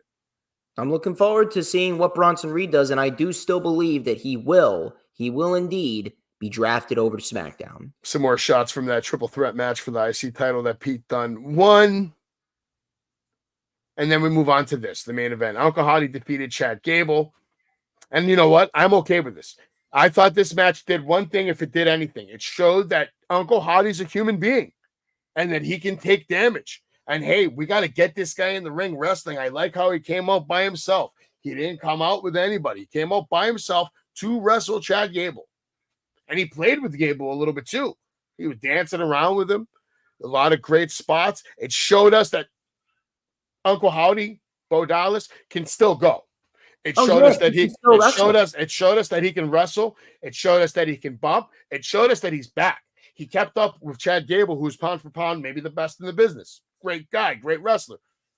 And not only did it do that, but it establishes his human side because he was out there taking damage, getting slammed on tables, almost losing the match. And he didn't try to do anything. By the way, this is a great shot right here. Oh, fantastic shot right there. This is, this was phenomenal to see. I was very happy with this match. I thought they served their purpose very well, and nobody came out to help Uncle Howdy until after Gable, of course, had to, his team had to be the first one to come out there and cause shenanigans. There you go. They come out, they cause some shenanigans, and that is when the Wyatt Six show up. The Wyatt Six are playing by the rules. They're not trying to cheat. They're not trying to this. They only came out when it came time to defend Uncle Howdy from getting screwed over. There you go. I thought it was good. What did you think? It was a very good match. A very good match, to say the least. And it does prove that Bo Dallas can still go. The only downside to it is, it's coming at the expense of Chad Gable. I wish that Chad Gable would be placed in a much more prominent position. But, it is what it is there. I still think Gable should have been the one to beat Gunther for the IC title, but that's neither here nor there now. Uncle Howdy, he looked good. The question is, where do they go from here since they are seemingly done with American Made? Could we potentially see the Wyatt Six versus the Judgment Day in the near future? You're muted. I don't think this is done by a long shot. What do you think's going to happen now? That I don't know, but I don't think it's done by a long shot. I think Gable and Uncle Howdy are going to be fighting for quite some time until they move on to the next storyline. I just don't see them putting this much effort into that storyline for it to end right here, right now. With that being said, let's move on to NXT so we can quickly give the people the entire week of pro wrestling in under 2 hours, which is what we always strive to do here on the greatest wrestling podcast of all time. Jakara Jackson and Lash Legend, part of Metaphor, they had a matchup, and of course, they would not win because we have a new team here. Did you see the new team's name, by the way? Do you like their new name? What is it, Fatal Influence? And I don't care about it because these women's factions don't mean shit. All right. DJ Storm's continuing on that way. Women's factions don't mean shit. Let's move on to this trash then. How about this? He's a DJ and he's got women all over him. Eddie Thorpe, is he the man or is he not? I mean, listen, if you got hot women all over you, you're the fucking man. Okay. And we have Wendy Chu putting up Garbage. threats. We'll talk about that. We have a winner over here, Petrovich, defeating Izzy Dame. Petrovich beat her in quick fashion too, which I was kind of surprised with. So she's keeping up her momentum. And we have now my favorite new female star in the division right now. Probably the best addition to the new quarter catch crew. I think she's great. Ren Sinclair is a star. And just keep my word on that. She's a star. Jada Parker, also a star. She has a moment to talk with Roxanne Perez and would actually slap the taste out of her. And by the way, Storm, someone else was there watching all this happen. Do you have any idea what or who that was? No. Who was it? I don't know. That's what I'm asking you. I'm hoping you find out something. I don't know. I don't know. I'll have to take a look. I got to get my guys on the job, but I know this. Ass by Elegance is still your champion, and right now we're getting that final sit down between Nick Nemeth and Josh. You mean Jordan Grace is still your champion? Yeah, Jordan Grace is still your champion. You said Ash by Trash. Ash by Trash wishes she was the champion, but Jordan Grace is the champion, and now Nick Nemeth sitting down with Josh Alexander as we get back to NXT. Roxanne Perez got the taste slapped out of her mouth. They have a match coming up at NXT No Mercy at Sunday. Pretty sure Roxanne's going to win this match. I think you would agree. Clear as day. Jada Parker's not ready. All right. Don and the family over here, they're going to have a match against the No Quarter Catch crew. This was actually a really good match. Showcased the improvements from the Don and his family and how good and, great they've become. Ren Sinclair obviously did a really good job as well. Charlie Dempsey is a fantastic technical powerhouse as well. I would use that term on him as well, but he needs more personality. He needs more promo time. We'll see if he gets that here in No Quarter Catch Group. Also very impressed with Crucifino and Stax. I thought they'd make a great tag team, and you got to love Ren Sinclair's attitude trying to go up against the men over here, Storms. She's slowly starting to grow on me. I'll tell you that. Okay. She's slowly starting to grow on me. And look at this shot right here, man. The Don's family in prime position right now to slowly but surely take over the entire NXT division. We'll see if these guys can become your new tag team champs and if Tony D'Angelo can eventually get his hands on the world title at NXT. Pete Dunne making it clear that he wants his world championship at NXT. He has his eyes all over Ethan Page, who has a meeting with Ava, and Ava making it clear that she doesn't really like Ethan Page. She's not going to bend at his will at all. So, Ethan over here having a rough go on his first championship reign. Did you like this bullshit? Wesley and Zachary Wentz facing off. What'd you think about that? Now, I'm looking forward to that. That is something that I'm definitely looking forward to. It's probably one of the only matches that I genuinely give a shit about going into NXT No Mercy. Yeah, I enjoyed NXT this week as well. Very good show this week. Zachary Wentz comes out, tries to make it an emotional thing with Wesley. We have Joe Hendry and Trick Williams cutting a little promo together, and Trick letting him know that if he wins the title, I think Joe said, if I win the title, Trick is getting the first shot, which is very nice of Joe Hendry. He's obviously such a nice guy. That's why he's a fan favorite. Kalani Jordan had a match against a mystery opponent, and it ended up being Rosemary. And this would be compliments of Wendy Chu, who went out of her way to bring Rosemary to NXT. This was probably the surprise moment of the night. She got a pop. The fans knew who she was. Wendy Chu made an appearance, made Kalani tap out yet again. What did you think about this? Were you impressed with Rosemary, and why do you not like Wendy Chu? Rosemary is fine. Wendy Chu, we've seen this spooky shit time and time and time again, and Wendy Chu really isn't that good of a pro wrestler. Let's be honest here. Okay, I'm The okay whole with that. sleepy time nightmare gimmick fucking sucks. You're sick of it. You don't like it. You don't want to see it. Yeah, I'm done with it. You're done with the. Kalani Jordan's better than this. Okay. Metaphor going to have a little promo in the back. Aura Mensa said nobody better than Aura, or some crap like that. I don't know. I don't care about any of this. I do want to see more. I'll say this: Lakara and Lash Legend are great. They're the best part of Meta 2 right now. Without Noam there. Meta 2. Yeah, the Meta 2. Lexus King, I think, is going to get the job done, and he's going to steal them and start a new faction with them. We'll see if that's going to happen. Chase Yu has a match coming up with Axiom and Nathan Frazier at No Mercy. We'll see if they're able to retain their titles. Malik Blade and Brooks Jensen would then go one-on-one, and Brooks Jensen, of course, getting the win. They want him winning. They want him having momentum. Hank and Tank are going to take on OTM. I don't think anybody even cares about that matchup. Maybe I'm wrong. Storms, what do you think about the development of the NXT tag team division right now with Hank and Tank and the other guys? I mean, they're at least trying, but I'm not sure if people are going to be genuinely invested in either of them, although I do prefer Hank and Tank. Okay. We keep it moving now. Javon Evans was going to take on Joe Coffey, and this would not end well for Javon Evans, who had big problems with Joe Coffey. This was my favorite segment of the night. I thought this was done spectacularly. Tony D'Angelo and Oba Femi sitting down, Oba disrespecting the family by sitting down in the Don's chair. This is going to be a good match. I'm looking more forward to this match than anything else on the No Mercy card. Do you think Tony D'Angelo has a chance to beat Oba Femi? I do think he does. Okay. I do indeed think he does have a chance of beating Obafemi. If anything, Tony D'Angelo is probably the most believable guy to beat Obafemi. Yeah, I can agree with that. If Obafemi wins, I honest to God don't know who the fuck's going to beat that guy. And then Joe Hendry had a concert at the end of the night. He was blasting Ethan Page. Ethan sucks. Believe in Joe. Ethan put on some clothes. Ethan did not like this. He came out. He cried about it. And it doesn't matter. Because Ava came out and we got a new special guest referee, and his name is Trick Williams. That can't be boding well in Ethan Page's mind. What did you think about the way NXT closed out the week?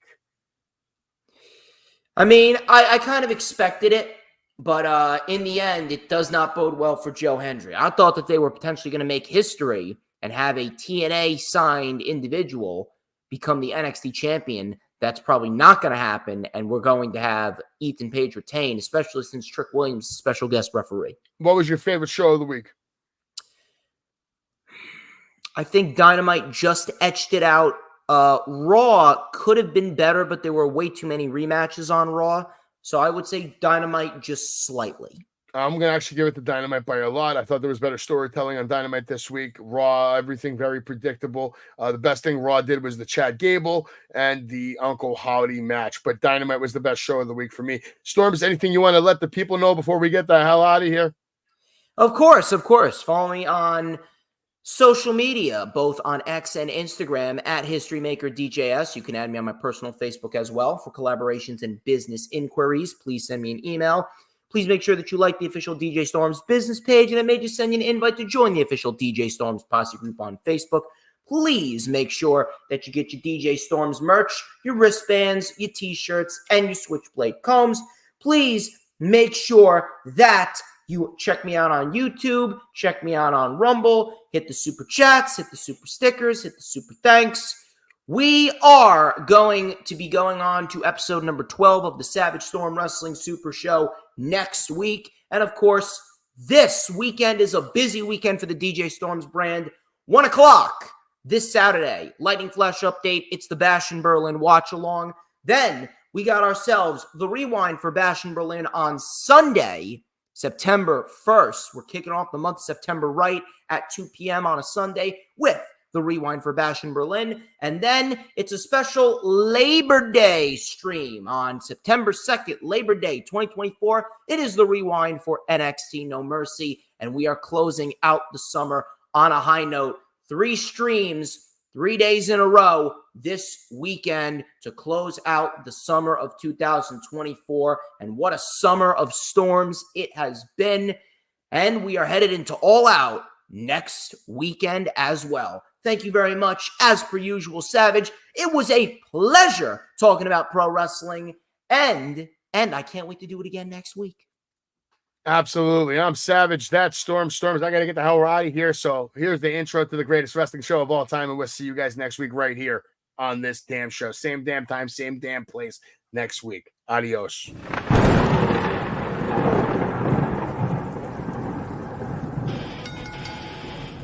Pedigree, 1, 2, 3, press on you live by the champ. A last ride straight to hell, a tombstone, a body slam, choke slam, hit you raw. This is wrestling with Savage. Back down, hold the title. This is wrestling with Savage. The epitome of rapping them, scrapping them toe to toe. We ride or die, my kingdom's with me, legendary up in my road. Tearing limbs up on my pole, the ankle lock grip is accurate. Greek God in the flesh, every move is immaculate. Savage Kingdom march on bones. Savage Kingdom fight.